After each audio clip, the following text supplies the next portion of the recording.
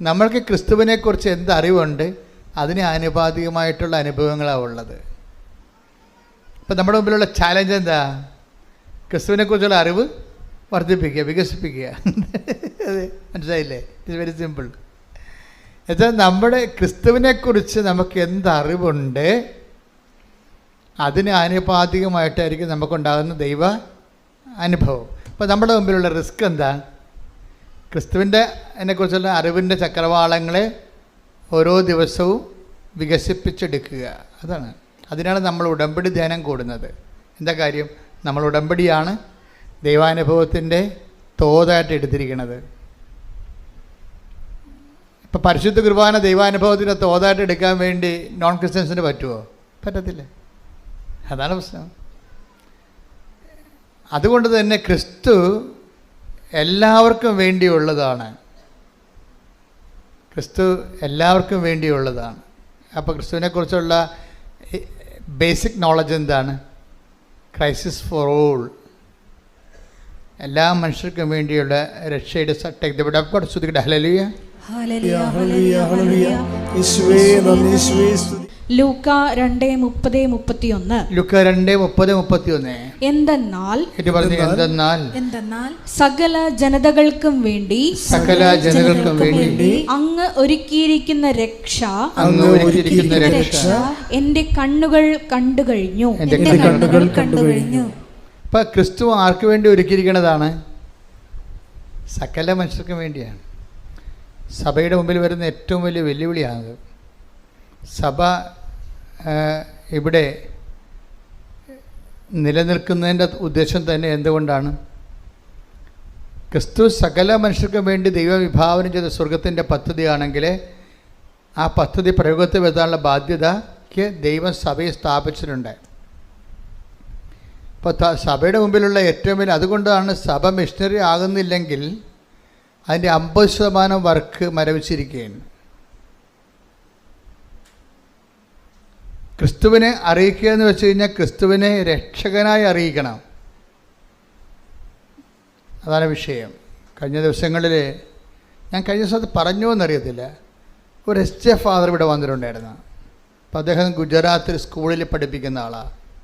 അപ്പോൾ അദ്ദേഹത്തിൻ്റെ ഞങ്ങൾ ബ്രേക്ക്ഫാസ്റ്റ് കഴിച്ചുകൊണ്ടിരിക്കുന്ന സമയത്ത് ചോദിച്ച്, അച്ഛന് എന്നാ അവിടുത്തെ യഥാർത്ഥ പരിപാടി എന്ന് ചോദിച്ചു. മിഷൻ എന്താ ചോദിച്ചു. പറഞ്ഞു, ഞാൻ സ്കൂളിൽ പഠിപ്പിക്കുകയാണ്. ഞാൻ പറഞ്ഞ്, എന്താണ് പഠിപ്പിക്കണേ? അങ്ങനെ ചുറ്റിക്കാരാണ് ഞാൻ ചോദിച്ചത്, ഞാൻ എന്താ പഠിപ്പിക്കണത്? കാര്യം മാത്സാണ് പഠിപ്പിക്കണമെന്നുണ്ടെങ്കിൽ പിന്നെ അത് കെട്ടിയെടുത്ത് അച്ഛനാകേണ്ട കാര്യമില്ലല്ലേ. സോഷ്യൽ സയൻസാണ് പഠിപ്പിക്കുന്നുണ്ടെങ്കിൽ കെട്ടിയെടുത്ത് അച്ഛനാകേണ്ട കാര്യമില്ലല്ലോ. അല്ലെങ്കിൽ വീട്ടിൽ പോയിരുന്നാൽ പോലെ കല്യാണം കഴിച്ച് മര്യാദക്ക് അതിനേക്കാൾ നല്ലവണ്ണം പഠിപ്പിക്കുന്ന ആൾക്കാരുണ്ടല്ലോ നാട്ടിലില്ലേ. അച്ഛന്മാരെക്കാൾ നല്ലവണ്ണം സോഷ്യൽ സയൻസും മാത്സും പഠിപ്പിക്കുന്ന അധ്യാപകർ ഞാൻ കണ്ടിട്ടുണ്ടല്ലോ. അപ്പോൾ ഞാൻ അതാണ് ഞാൻ ചോദിച്ചത്, എന്താണ് പഠിപ്പിക്കണത്? അപ്പോൾ പുള്ളിക്കാരൻ പാവപ്പെട്ടവന് ഉടനെ പറഞ്ഞത്, ഞാൻ നല്ല ഹിന്ദുസിനെ ഞാൻ നല്ല ഹിന്ദുസാക്കും, മുസ്ലിംസിനെ ഞാൻ നല്ല മുസ്ലിംസാക്കും, ക്രിസ്ത്യൻസിനെ ഞാൻ നല്ല ക്രിസ്ത്യൻസാക്കും. ഓക്കെ. അപ്പോൾ ഞാൻ പറഞ്ഞ്, ഇതാണോ ദൈവവചനം വെളിപ്പെടുത്തുന്ന സുവിശേഷ വേല? അതാണ് വിഷയം.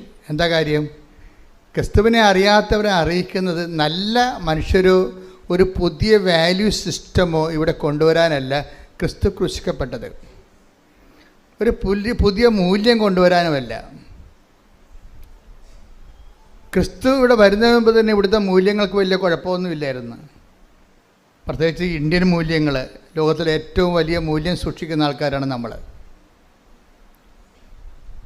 മനുഷ്യരെ സ്നേഹിക്കാനും സന്ധിക്കാനും ശിബിയെ പോലെയുള്ള രാജാക്കന്മാരെ ആ പക്ഷിയെ കഴുകൻ്റെ മുമ്പിൽ നിന്ന് പ്രാവിനെ രക്ഷിച്ചത് സ്വന്തം തുടയിലെ ചോര അറുത്ത് കൊടുത്താണ്.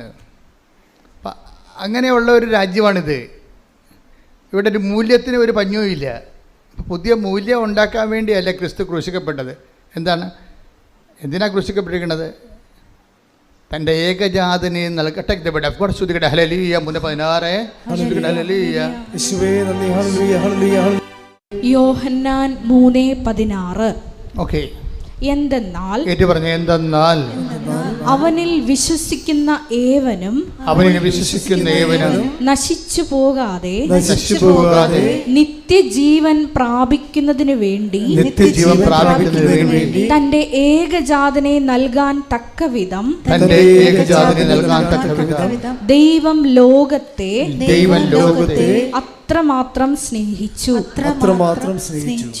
എല്ലാ ബൈബിളും മൊത്തം A to Z, ഉൽപ്പത്തി മുതൽ വെളിപാട് വരെ കാച്ചി കുറുക്കി കംപ്രൈസ് ചെയ്ത് ഈ ഒരൊറ്റ വാക്കിൽ വെച്ചിരിക്കുകയാണ്. അത് ധ്യാനിക്കും തോറും നമുക്കിങ്ങനെ നമ്മൾ തീ കൊണ്ട് നമ്മളെ കത്തിക്കണ പോലെ നമുക്ക് കത്തിപ്പിടിക്കണ പോലെ തോന്നിക്കുകയാണ്. ധ്യാനിക്കും തോറും നമുക്ക് കത്തിപ്പിടിക്കും. എന്താ സംഭവിക്കണം? തൻ്റെ ഏകജാതനിൽ പറഞ്ഞേ, തന്റെ ഏകജാതനിൽ വിശ്വസിക്കുന്നവരാരും നശിച്ചു പോകാതെ രക്ഷ പ്രാപിക്കുന്നതിനായി ഏകജാതൻ എന്നുള്ള കോൺസെപ്റ്റ് ഇല്ല. പിതാവിൻ്റെ ഏകജാതൻ എന്നുള്ള ഒരു ആശയം, ഒരു സംവിധാനം ഇല്ല എന്നുണ്ടെങ്കിൽ സ്വർഗം മാനവരാശിയെ കാണുന്നത് നശിച്ചു പോയ കൂട്ടത്തിലാണ്. നിത്യത ഇല്ലാത്തയിടത്തോളം കാലം പിന്നെ ഉള്ളത് എന്താണ്? ഇവിടെയുള്ള മർത്യതയാണുള്ളത്. അത് കഴിയുമ്പോൾ പട്ടി, പാണൻ, കഴുത, പൂച്ച, മുയൽ ഒക്കെ ചത്ത് മലന്ന് മണ്ണോട് മണ്ണായതുപോലെ തീരും. ഇത് തീരാണ്ടിരിക്കാൻ വേണ്ടിയുള്ള ദൈവത്തിൻ്റെ സംവിധാനമാണ്. എന്താണ്? തൻ്റെ ഏകജാതനെ വിശ്വസിക്കുന്നവരാരും നശിച്ചു പോകാതെ പിന്നെന്ത് ചെയ്യണം? ഏറ്റു പറഞ്ഞ് നിത്യജീവൻ പ്രാപിക്കേണ്ടതിന് തൻ്റെ ഏകജാതനെ നൽകാൻ തക്കവിധം ദൈവം അത്രമാത്രം ലോകത്തെ സ്നേഹിച്ചു. അപ്പൊ ഇത് വിശുദ്ധ വാരത്തിലേക്കാണ് നമ്മൾ ഈ ധ്യാനം കൂടുന്നത്. വിശുദ്ധ വാരം എന്താണെന്ന് ചോദിച്ചു കഴിഞ്ഞാൽ ഒറ്റ വാക്യമേ ഉള്ളൂ. എന്താണ്? ഈ നമ്മൾ അനുതാപപ്പെടുന്നു. 14 പള്ളികളിലൊക്കെ ആൾക്കാർ പോയി ഓരോ സ്ഥലം പാടുന്നു, അടുത്ത കടന്ന് ചായയും കൊടുത്തിട്ടുണ്ട്, അടുത്ത പള്ളിയിൽ പോകുന്നു. അങ്ങനെയുള്ള ഒത്തിരിയേറെ കാര്യങ്ങളൊക്കെ നടക്കുന്നുണ്ട്. പക്ഷേ അതേസമയം തന്നെ ധ്യാനിക്കുന്ന വിഷയം എന്താ? കർത്താവിൻ്റെ പീഡാനുഭവവും പങ്കപ്പാടുമല്ല നമ്മുടെ ധ്യാന വിഷയം. എന്താ വിഷയം?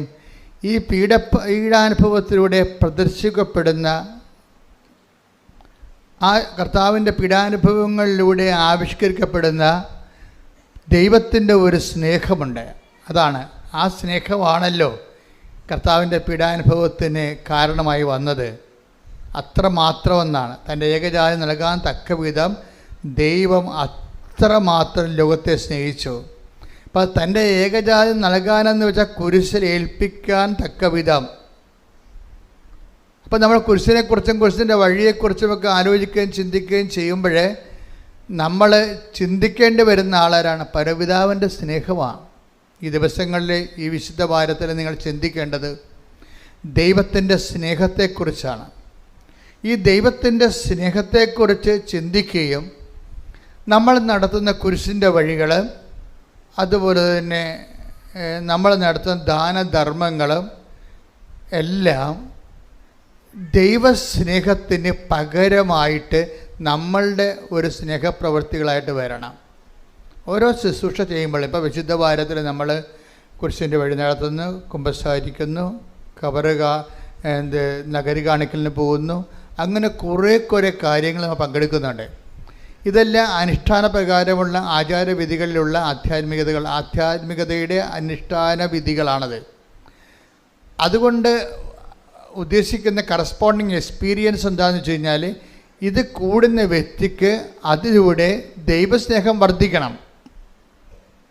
അല്ലാതെ ഒരു നാടകം കാണുന്ന പോലെയോ അല്ലെങ്കിൽ ഒരു കുറേ കാര്യം കാണുന്ന കാഴ്ചക്കാരനെ പോലെ നിനക്ക് അതിനകത്ത് പങ്കെടുക്കാൻ പറ്റും.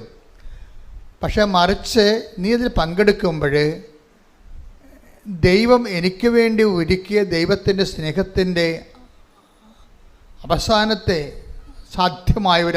ദൈവത്തിന് സാധ്യമായ ഒരു ആവിഷ്കാരമാണ് ക്രിസ്തുവിൻ്റെ പീഡാനുഭവവും കുരിശും മരണവും. ഇത് കാണുമ്പോൾ കർത്താവേ നിന്റെ സ്നേഹത്താൽ എന്നെ നിറക്കണമേ. ഏറ്റ് പ്രാർത്ഥിച്ച കർത്താവേ, കർത്താവേ, ഈ വിശുദ്ധ വാരത്തിൽ നിന്റെ പീഡാനുഭവങ്ങളെ, നിന്റെ ചമ്മട്ടിപ്പാടുകളെ, നിന്റെ മുൾക്കിരീടത്തെ, നിന്റെ കരചരണങ്ങളിലെ ആണിപ്പഴുതുകളെ, അതിൽ നിന്നൊഴുകുന്ന വിശുദ്ധ രക്തത്തെ ഞാൻ ധ്യാനിക്കുമ്പോൾ എനിക്ക് വേണ്ടി സഹിച്ച നിന്റെ സഹനങ്ങളുടെ അന്തർധാരയായ ദൈവസ്നേഹത്താൽ എന്നെയും ക്രിസ്തുവിലൂടെ അഭിഷേകം ചെയ്യണമേ, ശക്തീകരിക്കണമേ.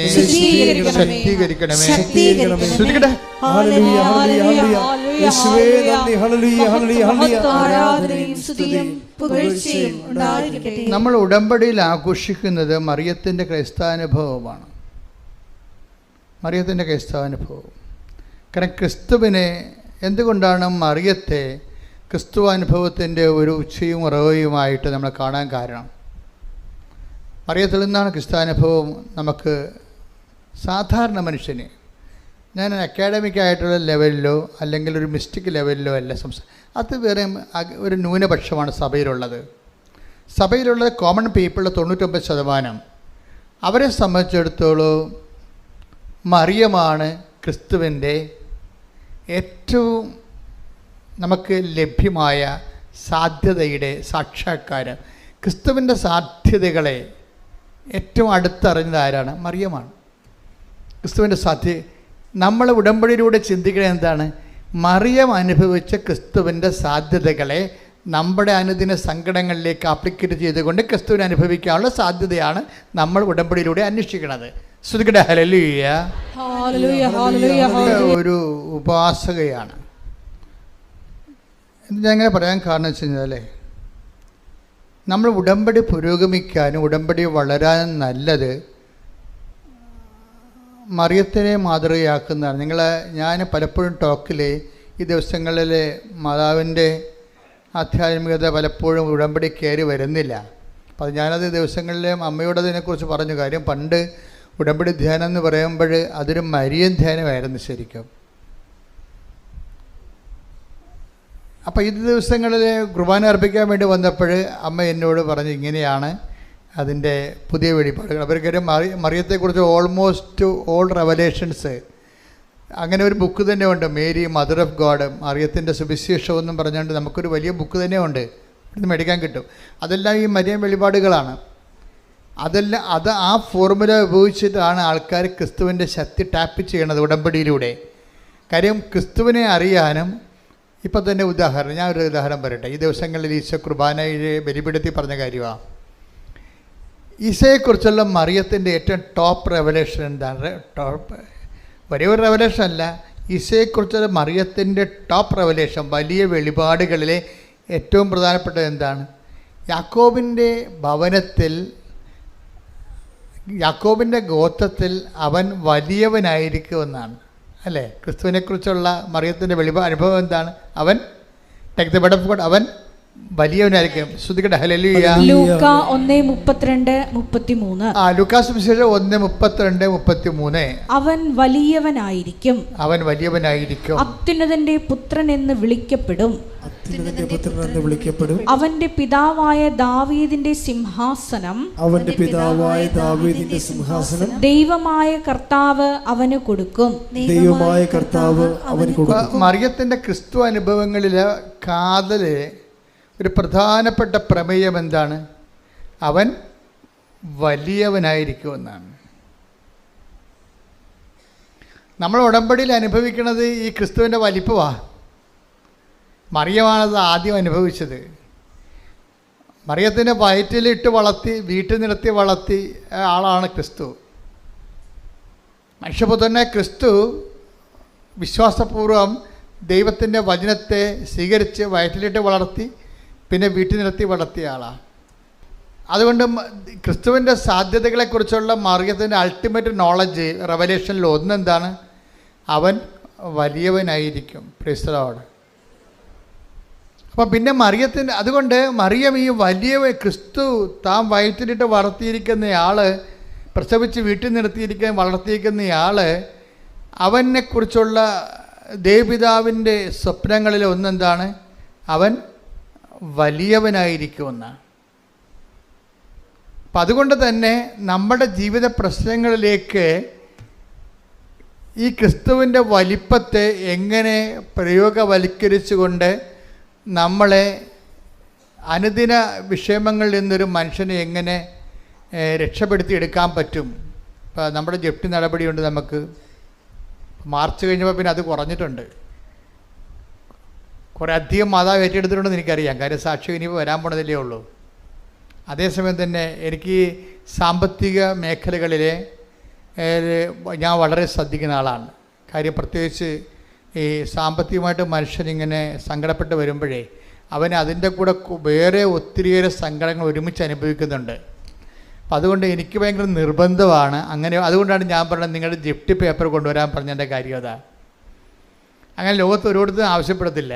എന്നോട് അമ്മ പറഞ്ഞിട്ടാണ് ഞാൻ എന്നോട് ചോദിക്കുന്നത്, നിങ്ങൾ കൃപാസനത്തിൽ വരാൻ വരുന്നുണ്ടെങ്കിൽ നിങ്ങളുടെ ജപ്തി നിങ്ങൾ ചെയ്യുമെന്ന് പറഞ്ഞില്ലേ?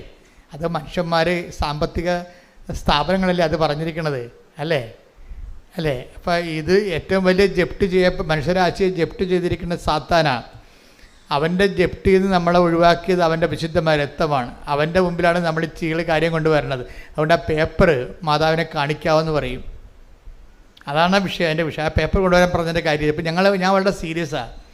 നിങ്ങൾ എന്നെ കാണാൻ വരുമ്പോൾ എനിക്ക് നിങ്ങൾ അനുഭവിക്കുന്ന പ്രശ്നങ്ങളുടെ പേപ്പറുകൾ വേണമെന്ന് പറഞ്ഞാൽ എന്താണ്? അത് മാതാവിൻ്റെ മുമ്പിൽ വെച്ചിട്ട് പ്രത്യേക ഒരു പ്രാർത്ഥനയുണ്ട്, അത് ചൊല്ലും. എന്നിട്ട് നിങ്ങളുടെ വിഷയം അങ്ങോട്ട് ഏൽപ്പിക്കും. അത് നിങ്ങൾ ഓർക്കും ഇതൊക്കെ ഒരു ആൾക്കാരെ ഇങ്ങനെ ആകർഷിക്കാൻ വേണ്ടി ചെയ്യണം. അല്ല, ആൾക്കാരെ ആകർഷിക്കാൻ വേണ്ടി ഞാൻ ചെയ്ത കാര്യമല്ല, മറിയം ചെയ്ത കാര്യങ്ങളാണ് ഇതൊക്കെ. എന്താണ് മറിയം ചെയ്തത്? എന്താണ്? ക്രിസ്തുവിനെ കുറിച്ച് മറിയത്തിന് അറിയാം വലിയവനാണെന്ന്. എലിസബത്ത് പരിശുദ്ധാത്മാവ് എലിസബത്തിനെ കാണാൻ വേണ്ടി അമ്മ തിടുക്കത്തിൽ ചെല്ലുമല്ല. അത് തിടുക്കത്തിൽ വായിച്ചത് ലൂക്ക 1:39. ലൂക്ക 1:39. ആ ദിവസങ്ങളിൽ മറിയം യൂദയായിലെ മലമ്പ്രദേശത്തുള്ള ഒരു പട്ടണത്തിലേക്ക് തിടുക്കത്തിൽ യാത്ര പുറപ്പെട്ടു.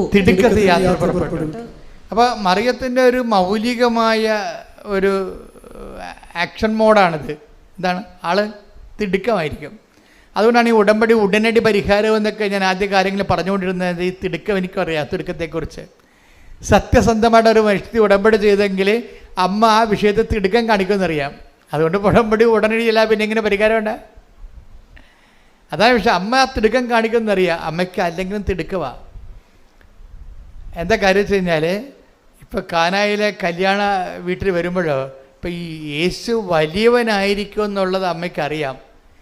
പക്ഷേ ഈ വലിപ്പം അമ്മയെ സംബന്ധിച്ചിടത്തോളം മനുഷ്യൻ അനുദിനം അനുഭവിക്കുന്ന പ്രതിസന്ധിക്ക് പരിഹാരമാകാൻ ഇത് ആപ്ലിക്കേറ്റ് ചെയ്യാൻ പറ്റുമോ എന്നുള്ളതാണ് മറിയൻ ആലോചനകൾ.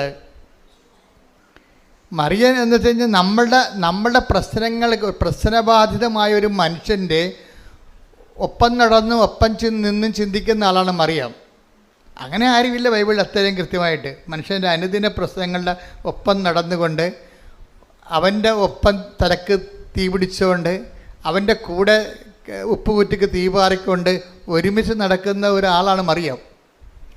അങ്ങനെ ഈ വലിയവനായിരിക്കുന്ന യേശുവിനെ എങ്ങനെ മനുഷ്യൻ്റെ അനുദിന വിഷയത്തിൻ്റെ അകത്ത് ഒരു പരിഹാരത്തിന് വേണ്ടി അതിനെ പ്രയോഗിക്കാൻ കഴിയും എന്ന് കാനായിൽ ഒരാകസ്മികമായിട്ട് ചിന്തിച്ച ആളല്ല.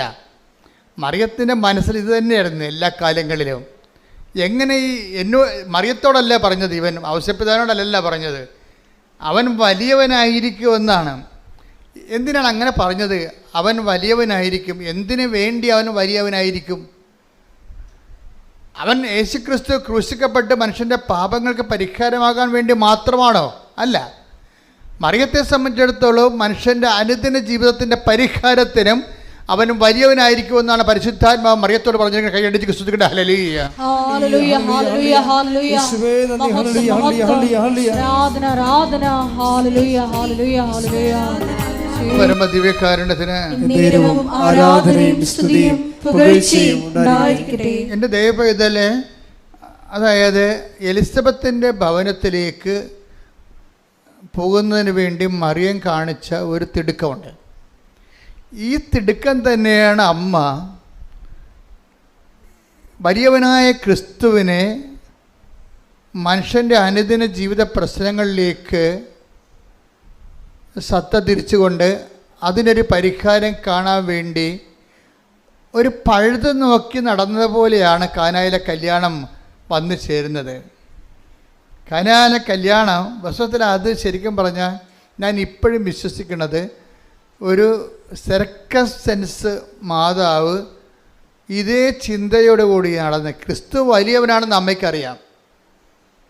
ഈ വലിമ മനുഷ്യന് മനസ്സിലാകുന്ന ജീവിത പ്രശ്നങ്ങളിലേക്ക് അതിൻ്റെ സാധ്യതയെ പ്രയോഗിച്ചുകൊണ്ട് ക്രിസ്തുവിനെ മനുഷ്യൻ അവൻ്റെ സങ്കടങ്ങളിൽ സമാശ്വാസം നൽകുന്ന ദൈവത്തിൻ്റെ സ്നേഹരൂപമായി അനുഭവിക്കുന്ന ദൈവിക പദ്ധതി അമ്മയ്ക്ക് ഒരു ചെവിട്ടോർമ്മ പോലെ ചൊല്ലിക്കൊടുത്തതുപോലെ അമ്മ ഒരു പഴുതു നോക്കി നടക്കുകയായിരുന്നു.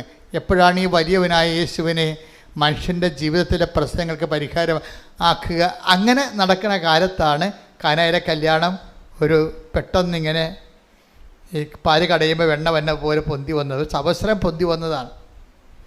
ആ അവസരം ശരിക്കും പറഞ്ഞ അമ്മയ്ക്ക് വേറെ ആ വിഷയം കൈകാര്യം ചെയ്യുകയാണെങ്കിൽ തീർച്ചയായിട്ടും ഞാൻ ഇടയ്ക്ക് പറയാറുള്ളതാണ്, അത് വലിയൊരു വിഷയമല്ല, ഒരു ചെറിയൊരു പഴുതാണ്.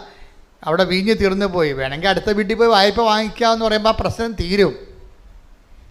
അടുത്ത വീട്ടിൽ പോയി വായ്പ വാങ്ങിക്കുക, അല്ലെങ്കിൽ 3-4 വീട്ടിൽ പോയി പെട്ടെന്ന് അവിടെ ഉള്ള വീഞ്ഞ്, അവിടെയൊക്കെ വീഞ്ഞുള്ള സ്ഥലമാണ്, ഞാനും പോയതാ. അവിടുന്ന് കുറേ വീഞ്ഞ് അവിടുന്ന് പോയപ്പോൾ കൊണ്ടുവരികയും ചെയ്തു ഇവിടെ. കാര്യം അതല്ല, അതോട് അവരുടെ ബിസിനസ്സാണത്. അപ്പം അതുകൊണ്ട് തന്നെ അവിടെ പഞ്ഞമൊന്നുമില്ല ഈ സംഭവം, അടുത്ത വീട്ടിൽ പോയി സംഭവം കിട്ടും. അങ്ങനെ ഒരു ഉപദേശം കൊടുക്കുന്നതിനുള്ള സാധ്യതയുണ്ട് അവിടെ. അല്ലെങ്കിൽ വിലക്ക് വാങ്ങാമല്ലോ.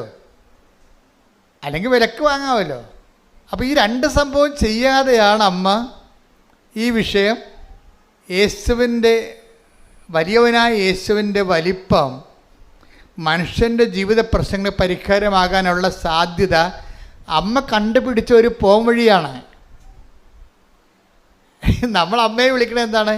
ദിവ്യരഹസ്യങ്ങളുടെ എന്താ വിളിക്കണേ? റോസാപുഷ്പം. ഞങ്ങളൊക്കെ എൻ്റെ കുഞ്ഞുനാളിലൊക്കെ വീട്ടിൽ അമ്മ പറയണ വ്രതപുഷ്പമേ എന്നൊക്കെ പറയും. എനിക്ക് അന്നും മനസ്സിലായിട്ടില്ല, ഇന്നും മനസ്സിലായിട്ടില്ല. ദിവ്യരഹസ്യങ്ങളുടെ വ്രതപുഷ്പമേ വെച്ചാൽ തമിഴാണ്. ഞങ്ങളുടെ ഇവിടുത്തെ പ്രാർത്ഥനകളെല്ലാം, കേരളത്തിലെ ക്രിസ്ത്യൻസിൻ്റെ പ്രാർത്ഥന പൊതുവേ ഒരു 100 കൊല്ലം മുമ്പ് ഒരു തമിഴായിരുന്നു. അപ്പം അതുകൊണ്ട് തമിഴിൻ്റെ പ്രാർത്ഥന പതുക്കെയാണ് ഇപ്പോൾ മലയാളത്തിലായത്. കാര്യം കേരളം തമിഴൊക്കെ ആയിരുന്നല്ലോ. അപ്പം അതിനോട് ആ കാലങ്ങളിലെല്ലാം പഴയ വേദപാഠങ്ങളെല്ലാം തമിഴായിരുന്നു. അപ്പോൾ അത് ദൈവരഹസ്യങ്ങളുടെ വ്രതപുഷ്പം. ഞാൻ സെമിനാരിൽ ചെന്നപ്പോൾ പഠിച്ചത് ഈ വ്രതപുഷ്പം എന്ന് പറഞ്ഞാൽ എന്താണ്? സെമിനാരിൽ ചെന്നപ്പോൾ ഇംഗ്ലീഷ് റോസ് ശരിയാണ്. അപ്പോൾ അവിടെ പറഞ്ഞാൽ എന്താണ്? Mystic rose, pray for us എന്നുവെച്ചാൽ ദിവ്യരഹസ്യങ്ങളെ ഒരു തേൻ പോലെ ഒരു പനിനീർ പൂവിൽ സൂക്ഷിച്ചിരിക്കുന്നതാണ് അമ്മ. അമ്മ ഒരു പനിനീർ പൂവാണ്.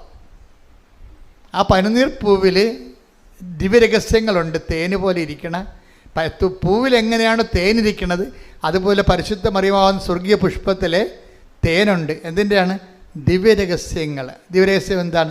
ക്രിസ്തുവിനെക്കുറിച്ചുള്ള രഹസ്യങ്ങളാണ്. ക്രിസ്തുവിനെക്കുറിച്ചുള്ള രഹസ്യങ്ങൾ ആർക്കാണ് പകർന്നു കിട്ടിയിരിക്കുന്നത്? മറിയത്തിനാണ്. എന്താണ്? അവൻ വലിയവനായിരിക്കും. അതാണ് രഹസ്യമാണത്. അത് രഹസ്യമാണ്. ഈ രഹസ്യം അത് അമ്മയ്ക്ക് കിട്ടിയിരിക്കുന്ന രഹസ്യമാണ് അമ്മ കാനായിലെ അത് പരസ്യമാക്കുന്നത്. ഈ രഹസ്യമില്ലേ, അതായത് ഇവൻ വലിയവനായിരിക്കും എന്നുള്ള ദിവ്യരഹസ്യം, അതാണ് ദിവ്യരഹസ്യങ്ങളുടെ പനിനീർ പുഷ്പമേ. അപ്പം ഈ രഹസ്യത്തെയാണ് അമ്മ അവൻ വലിയവനായിരിക്കും.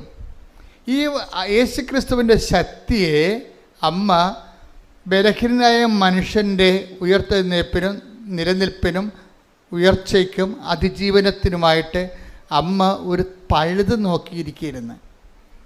യേശുക്രിസ്തുവിനെ ഇൻട്രൊഡ്യൂസ് ചെയ്യാൻ വേണ്ടി ക്രിസ്തുവിൻ്റെ ശക്തി, ക്രിസ്തുവിലുള്ള ദൈവത്തിൻ്റെ പദ്ധതികൾ, മനുഷ്യൻ്റെ എല്ലാ സർവ്വതോന്മുഖമായ വീണ്ടെടുപ്പുകൾ നിലവിൽ വരുത്താൻ വേണ്ടി അമ്മ ഒരു പഴുത് നോക്കിയിരിക്കുകയാണ്. അങ്ങനെ വളരെ അത്രയ്ക്ക് വലിയ ആഡംബരമായിട്ട് പറയാൻ പറ്റുന്നില്ലെങ്കിലും കിട്ടിയ പഴുത് അമ്മ തിടുക്കത്തിൽ ഉപയോഗിക്കുകയാണ്. അവിടെയും തിടുക്കമാണ്, പെട്ടെന്നല്ലേ ഈ സംഭവമൊക്കെ നടക്കുന്നത്.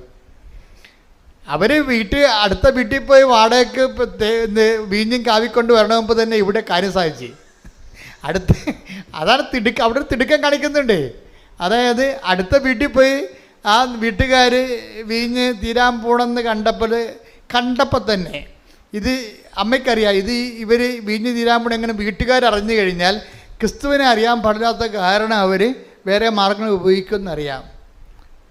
അതാണ് വിഷയം. അവിടെ ക്രിസ്തുവിനെ അറിയാത്ത വീടാണത്. ക്രിസ്തുവിനെ അറിയാത്ത വീട്ടിൽ ഒരു വിഷയം ഉണ്ടായിക്കഴിഞ്ഞാൽ അവരറിഞ്ഞു കഴിയുമ്പോൾ, വിവാഹത്തിൻ്റെ ശോഷണം അറിഞ്ഞു കഴിയുമ്പോൾ ഓട്ടോമാറ്റിക്കലായിട്ട് അവർ വേറെ ക്രിസ്തുവിനെ ഇതരമായിട്ടുള്ള വേറെ മാർഗങ്ങൾ, വായ്പ വാങ്ങിക്കുക, വിലക്ക് വാങ്ങിക്കുക എന്ന് അറിയാം, അവർ ചെയ്യുമെന്നറിയാം. അതിന് മുമ്പ് തന്നെ ഒരു തിടുക്കം കാണിക്കും. ഇവിടെ എലിസബത്തിൻ്റെ വീട്ടിലേക്ക് പോയി അതേ തിടുക്കം തന്നെ. ദൈവത്തിലെ ഓർക്കുക, നിൻ്റെ വിഷയത്തിനും നീ ഒരു ബൗദ്ധികമായ പരിഹാരം നീ കണ്ടെത്താൻ ഉള്ള സാവകാശത്തിന് മുമ്പേ മറിയം കാണിക്കുന്ന തിടുക്കത്തിന്റെ പേരാണ് ഉടമ്പടി. കൈയടിച്ച് സ്തുതിക്കട്ടെ. ഹല്ലേലൂയ, ഹല്ലേലൂയ, ഹല്ലേലൂയ, ഹല്ലേലൂയ, ഹല്ലേലൂയ. മഹത്വം, മഹത്വം. വലിയ വെളിപാട് നന്ദി പറയുന്നു. ഹല്ലേലൂയ, മഹത്വം, മഹത്വം, സ്തുതിയും പുകഴ്ചയും ഉണ്ടായിരിക്കട്ടെ. അതായത് എപ്പോഴും നമ്മൾ മനസ്സിലാക്കണം, മറിയം ഇപ്പം കാനായിലൊക്കെ വലിയ വിവാഹ വിരുന്നിൽ നടന്ന സംഭവങ്ങളെ നമ്മൾ അന്വേഷിക്കുകയാണെങ്കിൽ നമുക്ക് മനസ്സിലാകുന്ന ഒരു സത്യമുണ്ട്. എന്താണ്? മറിയം നമ്മുടെ ജീവിത പ്രശ്നങ്ങൾക്കൊപ്പമാണ്. മറിയം ക്രിസ്തുവിനൊപ്പമാണ്. അതേസമയം തന്നെ ക്രിസ്തുവിൻ്റെ ആ വലിമ എന്തു ചെയ്യും? നമ്മുടെ ജീവിത പ്രശ്നങ്ങൾക്ക് പരിഹാരം കാണാനുള്ള സാധ്യത, അതിനുള്ള പഴുത് ഓരോ നിമിഷവും അന്വേഷിക്കുന്ന ആളാണ്. അതിനുള്ള തിടുക്കം കാണിക്കുന്നത് കൊണ്ടാണ് ഞാൻ നിങ്ങളോട് പറഞ്ഞത്, അമ്മ എന്താ പറഞ്ഞത്, അവൻ പറയണത് പോലെ ചെയ്യുക. ആ തിടുക്കം നിങ്ങളുടെ ഭാഗത്തു നിന്നുണ്ടാകണം. പിടികിട്ടിയാ? ഉടമ്പടി എപ്പോഴും കത്തണം ഇങ്ങനെയാണ്. മറിയമ്മത്തിന് ഒരു തിടുക്കമുണ്ട്. മനുഷ്യൻ ബൗദ്ധികമായ മാനുഷികമായ മാർഗങ്ങൾ അന്വേഷിക്കുന്ന മുമ്പേ യേശുക്രിസ്തുവിനെ ആ പ്രശ്നത്തിൽ ഉൾപ്പെടുത്തിക്കൊണ്ട് ദൈവത്തിൻ്റെ മഹത്വപ്പെടുത്തുക എന്നുള്ള മറിയത്തിൻ്റെ സ്വാഭാവികമായ മാതൃകയ്ക്ക് മറിയത്തിന് ഇച്ഛാശക്തിയുണ്ട്. പക്ഷെ അത് നടപ്പിൽ വരുത്തുന്നതിന് നമ്മളുടെ ഭാഗത്തു നിന്നും അതുപോലെ തന്നെയുള്ള ഒരു തിടുക്കം ഉണ്ടാകണം. പറഞ്ഞ മനസ്സിലായില്ലേ? അതുകൊണ്ട് ഞാൻ എപ്പോഴും പറയും, നിങ്ങളുടെ പ്രശ്നത്തിനെ അടിസ്ഥാനപ്പെടുത്തിയാണ് നിങ്ങളൊരു തിടുക്കം നമുക്ക് തിടുക്കം ഉണ്ടാക്കാൻ പറ്റും. രണ്ട് തരത്തിലാണ് തിടുക്കം വരുന്നത്. ഒന്ന്, നിങ്ങളുടെ പ്രശ്നത്തെ അടിസ്ഥാനപ്പെടുത്തിക്കൊണ്ടൊരു തിടുക്കം ഉണ്ടാക്കാൻ പറ്റും. എന്താണ് കാരണം? നിങ്ങൾ ഇപ്പോൾ ഇംഗ്ലണ്ടിൽ പഠിക്കാൻ പോണ കക്ഷികളാണ്. അവിടെ ഇൻടേക്കിൻ്റെ അകത്ത് അവർക്ക് ഇപ്പോൾ സെപ്റ്റംബർ ഇൻടേക്ക് ഉണ്ട്. അതിൻ്റെ അകത്ത് കയറി പറ്റാൻ വേണ്ടി ഒരു തിടുക്കമുണ്ട്, ഇല്ലേ? ഒരു തിടുക്കം. അപ്പോൾ അതിൻ്റെ അകത്ത് നിങ്ങളുടെ പ്രാർത്ഥനയുടെ ഉദ്ദേശം എന്താണ്? നിങ്ങൾക്ക് തിടുക്കം ഉണ്ടാക്കണത് എന്താണ്? സെപ്റ്റംബറിൽ പോകാൻ പറ്റുന്നില്ലെങ്കിൽ പിന്നെ അടുത്ത ഫെബ്രുവരിയിലേ പോകാൻ പറ്റത്തുള്ളൂ. അപ്പം അതുകൊണ്ട് ഒരു സ്വാഭാവികമായിട്ട് ഉണ്ടാക്കുന്ന തിടുക്കമാണ്. ഞാൻ എന്താ ചെയ്യണത്? എപ്പോഴും നിങ്ങളുടെ ഈ മെറ്റീരിയലായിട്ടുള്ള തിടുക്കത്തെ ഞാനൊന്ന് ടെസ്റ്റ് ചെയ്തിട്ട് നിങ്ങളിലേക്ക് ദൈവസ്നേഹം ഇൻഡക്റ്റ് ചെയ്ത് തരും. നിങ്ങളുടെ ഇതിലേക്ക് ദൈവസ്നേഹം തരും. എന്താ കാര്യം വെച്ചാൽ, മറ്റൊരു പ്രശ്നം വെച്ച് കഴിഞ്ഞാൽ ആ ഇൻടേക്ക് കഴിയുമ്പോൾ നിങ്ങളുടെ തിടുക്കം പോവും. അശംപ്രദ മനസ്സിലായില്ലേ? എൻ്റെ ടെക്നിക്കായിട്ട് കാര്യം മനസ്സിലാക്കണം. നിങ്ങളുടെ ജപ്തി നടപടി മാർച്ച് കഴിഞ്ഞപ്പോൾ ഇപ്പോൾ തിടുക്കമില്ല. ഈ മാനുഷിക തിടുക്കം, മെറ്റീരിയലായിട്ടുള്ള തിടുക്കത്തിൻ്റെ കുഴപ്പം അത് കണ്ടീഷണലാണ്. അതൊരു വിഷയമായിട്ടും ഒരു സീസണലായിട്ടുള്ള തിടുക്കമാണ്. നിങ്ങളുടെ ഇൻടേക്ക് കഴിഞ്ഞു, സെപ്റ്റംബറിൽ കിട്ടിയില്ല, അതിന് കുഴപ്പമില്ല, ഇപ്പോൾ ഫെബ്രുവരി അല്ലേ, അതിന് ശേഷം പോയി നമുക്ക് ഇംഗ്ലീഷ് പഠിക്കാമെന്ന് പറയും. അപ്പോൾ നിങ്ങളുടെ തിടുക്കം പോയി. പക്ഷേ ആ തിടുക്കമല്ല നമുക്ക് വേണ്ടത്. ഒരു വിഷയബന്ധിതമായ തിടുക്കമാണ് നിങ്ങൾക്കുള്ളത്. മറിച്ച് എനിക്കറിയാം നിങ്ങളുടെ തിടുക്കം മെറ്റീരിയലാണെന്നറിയാം. നിങ്ങൾ ആ വിഷയം, ആ സമയം കഴിഞ്ഞ് കഴിഞ്ഞാൽ പിന്നെ നിങ്ങൾ തിടുക്കം കുറയും. പക്ഷേ പ്രശ്നം എന്താ വെച്ചാൽ, തിടുക്കം കൂട്ടുകയും തിടുക്കം കുറയ്ക്കുകയും ചെയ്യുന്നത് ആരോടാണ്? ദൈവത്തോടല്ലേ? അതാണൊരു കുഴപ്പം. ഇതിൽ വരുന്നൊരു അപകടം അതാണ്. നിങ്ങളിപ്പോൾ ജപ്തി മാറ്റി വെക്കാൻ വേണ്ടി നിങ്ങൾ ഒരു തിടുക്കം കാണിക്കുന്നത്. ജപ്തി മാറ്റി വെച്ച് കഴിയുമ്പോൾ പിന്നെ നിങ്ങൾക്ക് ഉടമ്പടി ആ പഴയതുപോലെയുള്ള ഫെർവൻസ് ഇല്ല. എന്താ കാര്യം? നിങ്ങളുടെ തിടുക്കമെല്ലാം ഒരു വിഷയത്തെ ബന്ധിതമായിട്ട് വെച്ചിരുന്നതാണ്. അപ്പം ഞാനെന്താ ചെയ്യണത്? ഞാൻ പലപ്പോഴും ചെയ്യണത് നിങ്ങളുടെ തിടുക്കം വിഷയത്തിൽ നിന്ന് മാറ്റിയിട്ട് വ്യക്തിയിലേക്ക് ഞാൻ ലിങ്ക് ചെയ്യിക്കും. വ്യക്തി എന്ന് വേറെ ആരാണ്? ഒന്ന് ക്രിസ്തുവിലേക്ക് ഞാൻ ലിങ്ക് ചെയ്യിക്കും. എന്നിട്ട് നിങ്ങളിൽ ക്രിസ്തുവിനെക്കുറിച്ചുള്ള സ്നേഹവും ക്രിസ്തുവിൻ്റെ ഇടപെടലിനെക്കുറിച്ച് ഞാൻ നിങ്ങളോട് കൂടുതൽ പറയും. എന്നിട്ട് ഞാൻ പറയും, നിങ്ങൾ പൊതിച്ചോറ് കൊടുക്കുമ്പോഴും പത്രം കൊടുക്കുമ്പോഴും ക്രിസ്തുവിനെക്കുറിച്ചുള്ള സ്നേഹത്താൽ കൊടുക്കാൻ പറയും. അല്ലാതെ നിങ്ങളെ ഇൻറ്റൻഷൻ വെച്ചിട്ട് ഇവിടെ എഴുതി വെച്ചിരിക്കുന്ന വിഷയത്തെ അല്ല നിങ്ങൾ അടിസ്ഥാനപ്പെടുത്തേണ്ടത്. നിങ്ങൾ ചെയ്യേണ്ട ഓരോ കാര്യവും, പത്രം കൊടുത്താലും വെയിൽ കൊണ്ടാലും അതിനുവേണ്ടി മഴ കൊണ്ടാലും നിങ്ങൾ എന്ത് ചെയ്യണം? അത് ക്രിസ്തുവിൻ്റെ സ്നേഹത്തെ കാഴ്ചവെക്കാൻ പറയും. എന്തിനറിയാവോ? എനിക്ക് നിങ്ങളുടെ തിടുക്കത്തെ ക്രിസ്തുവിൻ്റെ വ്യക്തിത്വത്തോട് ബന്ധപ്പെടുത്തി നിർത്തിക്കഴിഞ്ഞാലുള്ള ഗുണമെന്ന് പറയണത് അതങ്ങനെ ശാശ്വതമായിട്ട് നിൽക്കും. മറ്റത് വിഷയബന്ധിയാണ്, സീസണബിളാണ്. നിൻ്റെ ജപ്തി നടപടി മാറുമ്പോഴും പരീക്ഷ കഴിയുമ്പോഴും നിങ്ങളുടെ തിടുക്കം കുറയും. അപ്പോഴേ അങ്ങനെ ഒരു റിലേഷൻസ് നമുക്ക് ദൈവമായിട്ട് മെയിൻറ്റെയിൻ ചെയ്യാൻ പറ്റത്തില്ല. പറ്റുമായിരിക്കും, പക്ഷേ പരിമിതികളുണ്ട്. അതിനെ ദൈവത്തിനറിയാൻ പറ്റും. ഓർഡർ തമ്മാവ ആളറിയാമോ? ഇത് വെറുതെ വിഷയത്തിന് വേണ്ടി വന്നിരിക്കുകയാണ്, വയറ്റിപ്പഴപ്പ് പരിപാടിയാണ്, എനിക്ക് അതിൻ്റെ അകത്ത് റോളില്ലെന്ന് ദൈവത്തെ മനസ്സിലായാൽ പിന്നെ ഇത് ആവശ്യമില്ലാതെ ഇങ്ങനെ ലാഗാകും. അപ്പോൾ ഉടമ്പടിയെ നിങ്ങൾ ആവശ്യമില്ലാതെ ലാഗാക്കരുത്. അത് വിഷയബന്ധിയോ സീസണബിളോ ആയിട്ട് നമ്മൾ ഉടമ്പടി എടുത്തു കഴിയുമ്പോൾ തിടുക്കവും അതുപോലെ വരും. മറിച്ച് അത് അച്ഛൻ എപ്പോഴും നിങ്ങളോട് പറയണത്, നിങ്ങൾ ദൈവസ്നേഹത്തിൻ്റെ ഫോർമാറ്റിലേക്ക് ഇത് റീഫോർമാറ്റ് ചെയ്യാൻ പറയും. എല്ലാം ഇപ്പോൾ കാര്യം ഞാൻ അങ്ങനെ ചെയ്യണതല്ല, എൻ്റെ ജീവിതത്തിൽ മുഴുവൻ അങ്ങനെ ചെയ്യണത്. അതെനിക്ക് ആരും ഇപ്പം പുതുതായിട്ട് പറഞ്ഞു തന്നതല്ല. എനിക്ക് പണ്ട് മുതലേ അച്ഛനായ കാലം മുതൽ മനസ്സിലാകുമായിരുന്നു, ഇവിടുത്തെ മെയിൻ എന്ത് കാര്യം ചെയ്താലും അത് ദൈവസ്നേഹമാണ്. അല്ല സഭയെ ഒപ്പിക്കുക എന്നുള്ളതൊക്കെ സെക്കൻഡറി ആയിട്ട് വരുന്ന സാങ്കേതിക വിഷയങ്ങളാണ്. അതല്ല, സഭയെ സ്നേഹിക്കുന്നതും ശുശ്രൂഷിക്കുന്നതും എല്ലാം അതിൻ്റെ ബേസിക്കായിട്ടുള്ള ദൈവസ്നേഹമാണ് വരേണ്ടതെന്ന്. അപ്പം നിങ്ങളും ഉടമ്പടി എടുക്കുമ്പോൾ ഉടമ്പടി ജീവിക്കുമ്പോൾ ഈ കണ്ടൻറ്റ് ഓഫ് ലവ് വർത്തിക്കാൻ നോക്കണം. പറഞ്ഞു എന്നാൽ എളുപ്പമാണ് ഈ സംഭവം. അങ്ങനെ ദൈവത്തിന് ഒരിക്കലും നിങ്ങളെക്കുറിച്ച് നിങ്ങൾ തോന്നുകയാണ്, നിങ്ങൾ ദൈവസ്നേഹത്തിൻ്റെ വക്താവാണെന്ന് ദൈവത്തിന് തോന്നിയാൽ പിന്നെ ഇത്രയും ഈ പ്രശ്നങ്ങളൊന്നുമില്ല. ഒരിക്കലും ഞാൻ എപ്പോഴും നിങ്ങൾ പറഞ്ഞിട്ടുണ്ടല്ലേ, കഴിഞ്ഞ പ്രാവശ്യമൊക്കെ പറഞ്ഞു, ഇതിൻ്റെ റിസ്ക് എന്ന് പറഞ്ഞാൽ എന്താണ്? ഇപ്പോൾ I will be with you unto the last. ഞാൻ നിങ്ങളുടെ കൂടെ ഉണ്ടാകും. I will come with you wherever you go. നിങ്ങൾ എവിടെ പോയാലും ഞാൻ അത് ഉടമ്പടിയിലുള്ളതല്ലേ. ദൈവം നമ്മുടെ കൂടെ ഉണ്ടാകുമെന്നുള്ള കാര്യം എന്താണ്? അത് ഉടമ്പടിയിലുള്ളതാണ്. അത് പക്ഷേ ഉള്ള പ്രശ്നമെന്ന് വെച്ചാൽ അതിനൊരു പ്രശ്നമുണ്ട്. ദൈവം നമ്മളുടെ കൂടെ ഉണ്ടാകുമെന്നുള്ള കാര്യം അത് ഉടമ്പടിയിലുള്ളതാണ്. പക്ഷെ അതിൻ്റെ അകത്തെ റിസ്ക് ഫാക്ടർ എന്ന് പറഞ്ഞാൽ എന്താണ്? ഇപ്പോൾ നമ്മുടെ Joshua 1:9 I will come with you wherever you go. നീ എവിടെ പോയാലും ഞാൻ നിൻ്റെ കൂടെ ഉണ്ടാകും. കർത്താവ് പിരിയാൻ നേരത്ത് സ്വർഗ്ഗാരോഹണ സമയത്ത് പറഞ്ഞ് ലോകത്തിൻ്റെ അവസാനം വരെ ഞാൻ നിങ്ങളുടെ കൂടെ ഉണ്ടാകും. അപ്പോൾ ദൈവത്തിൻ്റെ വാഗ്ദാനത്തിൻ്റെ ഭാഗമാണിത്. അത് ഗ്യാരണ്ടീഡാണ്. You got the point. അച്ഛൻ പറഞ്ഞ മനസ്സിലായില്ലേ? ഉടമ്പടി ടെക്നിക്കായിട്ട് പഠിക്കണം. ഇത് ദൈവത്തിൻ്റെ സാന്നിധ്യം, ഞാൻ എവിടെ പോയാൽ നിങ്ങളുടെ കൂടെ ഉണ്ടാകും എന്നുള്ളത് ദൈവത്തിൻ്റെ വാഗ്ദാനത്തിൻ്റെ പുറപ്പാട് 3:14 ജോഷുവ 1:9 അതുപോലെ തന്നെ 28:20 മത്തായി 28:20 കാലത്തിൻ്റെ അവസാനം വരെ ഞാൻ നിങ്ങളുടെ കൂടെ ഉണ്ടാകും. ഈ പ്രസൻസ് എന്ന് പറയുന്ന സംഭവം എല്ലായിടത്തും ദൈവത്തിൻ്റെ പ്രഖ്യാപിതമായ വാഗ്ദാനത്തിൻ്റെ അടിസ്ഥാന ഘടകമാണ്. പക്ഷേ പ്രസൻസ് നമുക്ക് ഫീൽ ചെയ്യണമെന്ന് നിർബന്ധമില്ല. പ്രസൻസ് ഗ്യാരണ്ടീഡാണ്. പക്ഷെ കാര്യം ഇതിനകത്ത് ഗ്യാരണ്ടീഡ് അല്ലാത്ത ഒരു ഘടകമുണ്ട്. എന്താണ്? നമ്മൾ ദൈവത്തിൻ്റെ കൂടെ ഉണ്ടാവുക എന്നുള്ളതാണ് ഗ്യാരണ്ടി ഇല്ലാത്ത സംഭവം. ഞാൻ മനസ്സിലായില്ലേ? ദൈവം നമ്മുടെ കൂടെ ഉണ്ടാവുമെന്നുള്ളത് ഗ്യാരണ്ടി ഉള്ള കാര്യമാണ്. എന്താ കാര്യം? അത് വാഗ്ദാനത്തിൻ്റെ ഭാഗമാണ്. ദൈവത്തിന് നമ്മളെ വഞ്ചിക്കാൻ പറ്റത്തില്ല, അവനെ തന്നെ വഞ്ചിക്കാൻ പറ്റത്തില്ല. അത് ഗ്യാരണ്ടീഡാണ്. ഇത് ഗ്യാരണ്ടീഡ് അല്ലാത്ത ഒരു ഘടകമുണ്ട് ഇതിൻ്റെ അകത്ത്. അതെന്താണ്? നമ്മൾ ദൈവത്തിൻ്റെ കൂടെ ഉണ്ടാകുമോ ഇല്ലേ എന്നുള്ളത്. മനസ്സിലായില്ലേ? അപ്പം നമ്മുടെ റിസ്ക് എന്താ? കർത്താവ് നമ്മുടെ കൂടെ ഉണ്ടാവും എന്നുള്ള കാര്യം it is sure, 100% certain sure.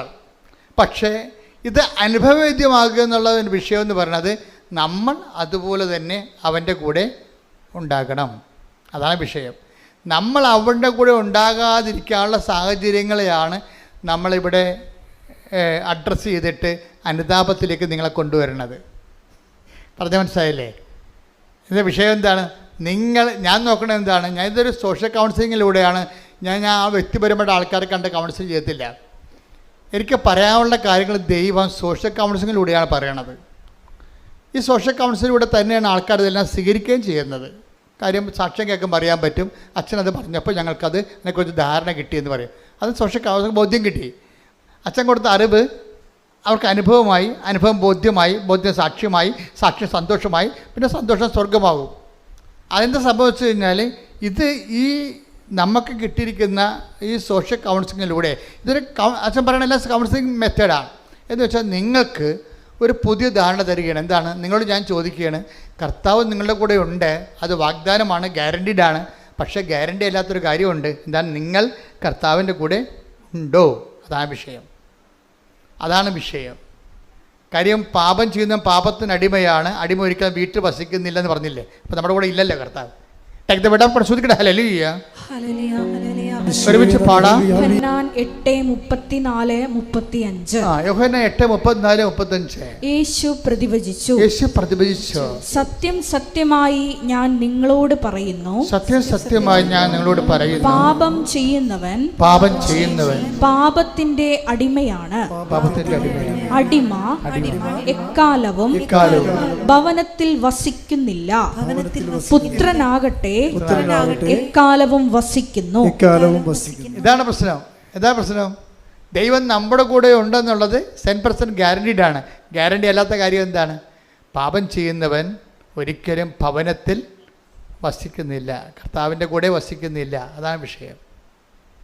അതുകൊണ്ടാണ് നമ്മൾ ഉടമ്പടി പാപത്തെ അഡ്രസ്സ് ചെയ്യുന്നത്. പാപത്തെ അഡ്രസ്സ് ചെയ്യണതും പാപത്തിൻ്റെ പടിപടിയായിട്ട്, അതായത് പാപത്തെ നമുക്ക് തലയിലെ പേൻ പെറുക്കി കളയണ പോലെ പെറുക്കി കളയാൻ പറ്റത്തില്ല. ഇതിൻ്റെ സംഭവം എന്ന് വെച്ച് കഴിഞ്ഞാൽ ഇങ്ങനെ ഒരു സിറ്റുവേഷൻ ഉണ്ടാകാത്ത ഒരു സിറ്റുവേഷൻസ് ക്രിയേറ്റ് ചെയ്യാനേ പറ്റത്തുള്ളൂ. പാപം ചെയ്യാൻ പറ്റാത്തൊരവസ്ഥ. അതുകൊണ്ടാണ് ഞാൻ നിങ്ങൾക്ക് ദൈവസ്നേഹത്തിൻ്റെ മരുന്ന് തരണത്. മനസ്സിലായില്ലേ? ദൈവസ്നേഹം വർദ്ധിച്ചു കഴിഞ്ഞാൽ ആ ദൈവസ്നേഹത്തിന് 2 ഇഫക്ട്സ് ഉണ്ട്. നിങ്ങളുടെ ഒരു വ്യക്തി, ഒരു ആത്മാവിൽ ദൈവസ്നേഹം വർദ്ധിക്കുമ്പോൾ 2 ഇഫക്റ്റ് ഉണ്ടാവും. ഒന്ന്, പാപം ചെയ്യാനുള്ള വാസനകളുടെ മേൽ ദൈവം അഭിഷേകം തരും. അത് ദൈവം നേരിട്ട് തന്നതാണ്. അതിൻ്റെ കാര്യം വെച്ചാൽ എൻ്റെ നിർമ്മലൻ അഴിഞ്ഞു പോകാൻ അനുവദിക്കത്തില്ല. സങ്കീർത്തനം 16:10. സങ്കീർത്തനം 16:10. അവിടുന്ന് എന്നെ പാതാളത്തിൽ തള്ളുകയില്ല, അങ്ങയുടെ പരിശുദ്ധൻ ജീർണിക്കാൻ അനുവദിക്കുകയില്ല. അതായത് പാപം ചെയ്യാതിരിക്കാനുള്ള ഒരു ആന്തരിക അഭിഷേകം നമുക്ക് തരും. ഈ ജീർണവസ്തുവിനെക്കുറിച്ചും പാതാളത്തിൽ തള്ളുന്നതിനെക്കുറിച്ചൊക്കെ പറയുന്നുണ്ടെങ്കിലും ആധ്യാത്മിക ജീർണതയും അവിടെ വിഷയമാണ്. ശരിക്കും നമ്മുടെ ആധ്യാത്മിക ജീർണതയെ പ്രതിരോധിക്കുന്നത് ഈ എൻ്റെ നിർമ്മലൻ എന്നുള്ള സ്റ്റാറ്റസിലാണ്. ആരാണ്? മനസ്സിലായില്ലേ? ആധ്യാത്മിക ജീർണത. നമ്മളിപ്പോൾ ചില ധ്യാനകേന്ദ്രങ്ങളൊക്കെ നിങ്ങളുടെ പാപം 150 പാപം 560 പാപം കൊണ്ടുപോവാ, മണ്ണെണ്ണ ഒഴിച്ച് കത്തിക്കാന്നൊക്കെ പറയും. കത്തിച്ചാൽ ഈ പന്നികൾ അത് തന്നെ ചെയ്യുകയും ചെയ്യും വീണ്ടും. അങ്ങനെയുള്ള സൂത്രപ്പണികളും അഭ്യാസങ്ങളും ഒന്നും കൊണ്ട് പാപത്തെ നയിക്കാൻ പറ്റത്തില്ല. പാപത്തെ നമ്മൾ ടാർഗറ്റ് ചെയ്യാൻ ഉദ്ദേശിക്കുന്നുണ്ടെങ്കിൽ ആ വ്യക്തിക്ക് ദൈവസ്നേഹം വളർന്നിരിക്കണം.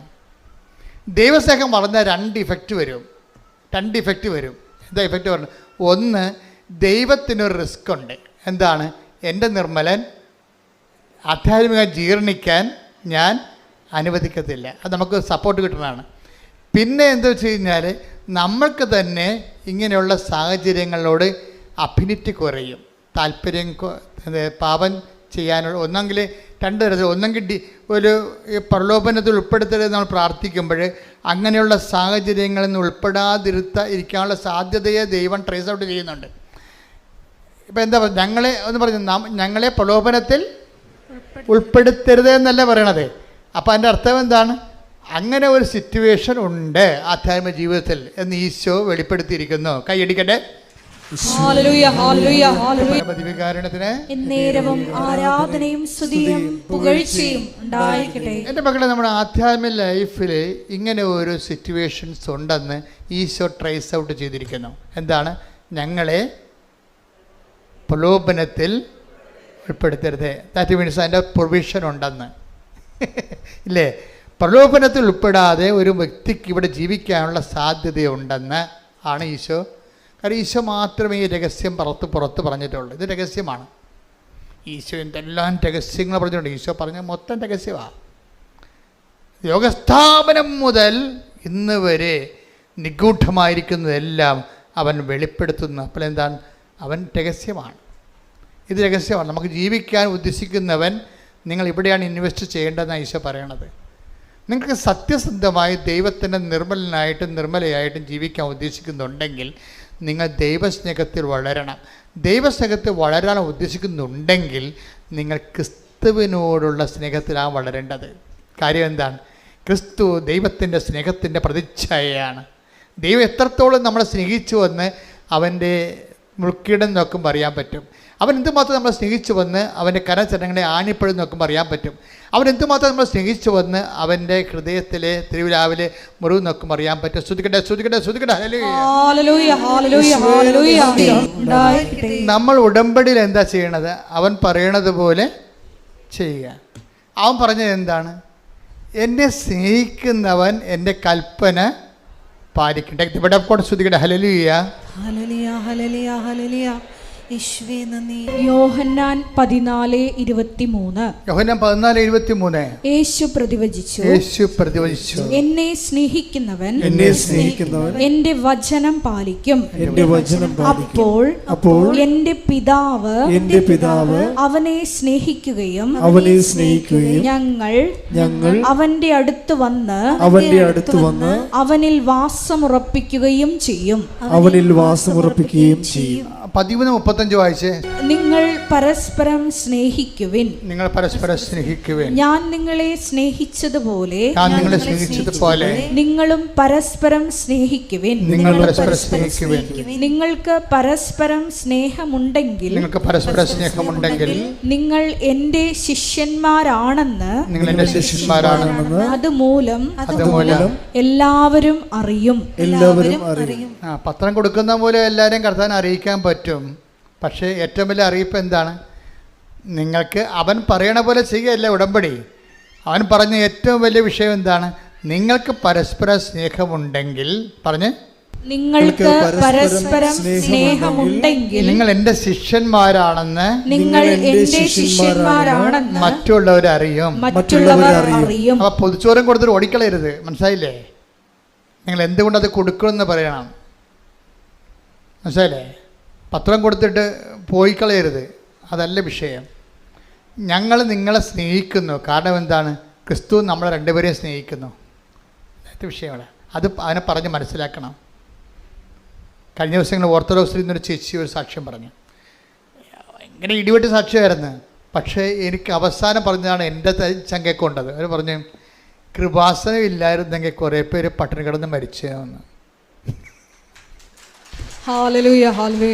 അപ്പോൾ ഞാൻ ഓർത്തതെന്ന് വെച്ചാൽ ഇവിടെ ലോട്ടറി ടിക്കറ്റ് വിൽക്കണ കുറേ ചേട്ടന്മാരുണ്ടല്ലോ, അല്ലെങ്കിൽ തിരിവിക്കണ ചേട്ടന്മാർ, അവരെക്കുറിച്ചായിരിക്കും ഈ പറയണതെന്ന്.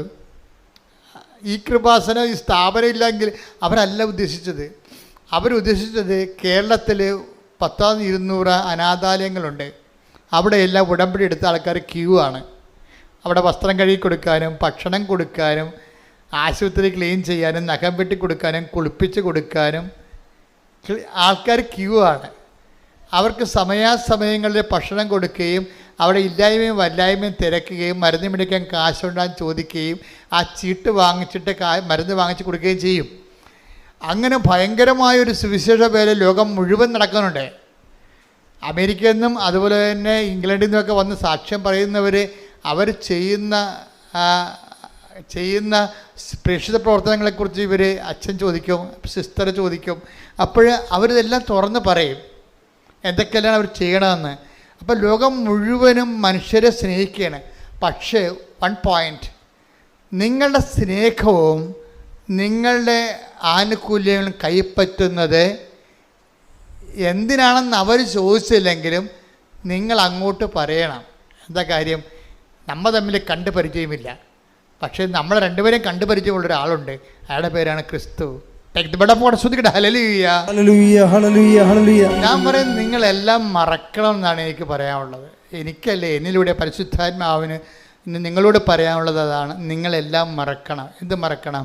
നിങ്ങളുടെ ജോലിയെക്കുറിച്ചുള്ള ടെൻഷൻസ് മറക്കണം. നിങ്ങൾക്ക് PR താമസിക്കുന്ന മറക്കണം. നിങ്ങളുടെ പെൻഷൻ കിട്ടാൻ താമസിക്കുന്നത് മറക്കണം. നിങ്ങളുടെ ഏജൻറ്റ് നിങ്ങളെ വഞ്ചിച്ചത് മറക്കണം. നിങ്ങൾ ഓർക്കേണ്ട ഒരാളുണ്ട്, തനിക്ക് വേണ്ടി ജീവൻ വരെ, നമുക്ക് വേണ്ടി ജീവൻ വരെ തരാൻ കഴിവുള്ളവനും ആ തന്ന് സ്നേഹിച്ച ദൈവത്തെ നിങ്ങൾ ഓർക്കണം. എന്തിനാണ് ഓർക്കണത്? അവനെ ഓർക്കുമ്പോഴേ അവൻ്റെ സ്നേഹത്തിൽ നമ്മൾ വളരും. ഓർമ്മയാണ് സ്നേഹത്തിൽ വളർത്തുന്നത് നമ്മളെ.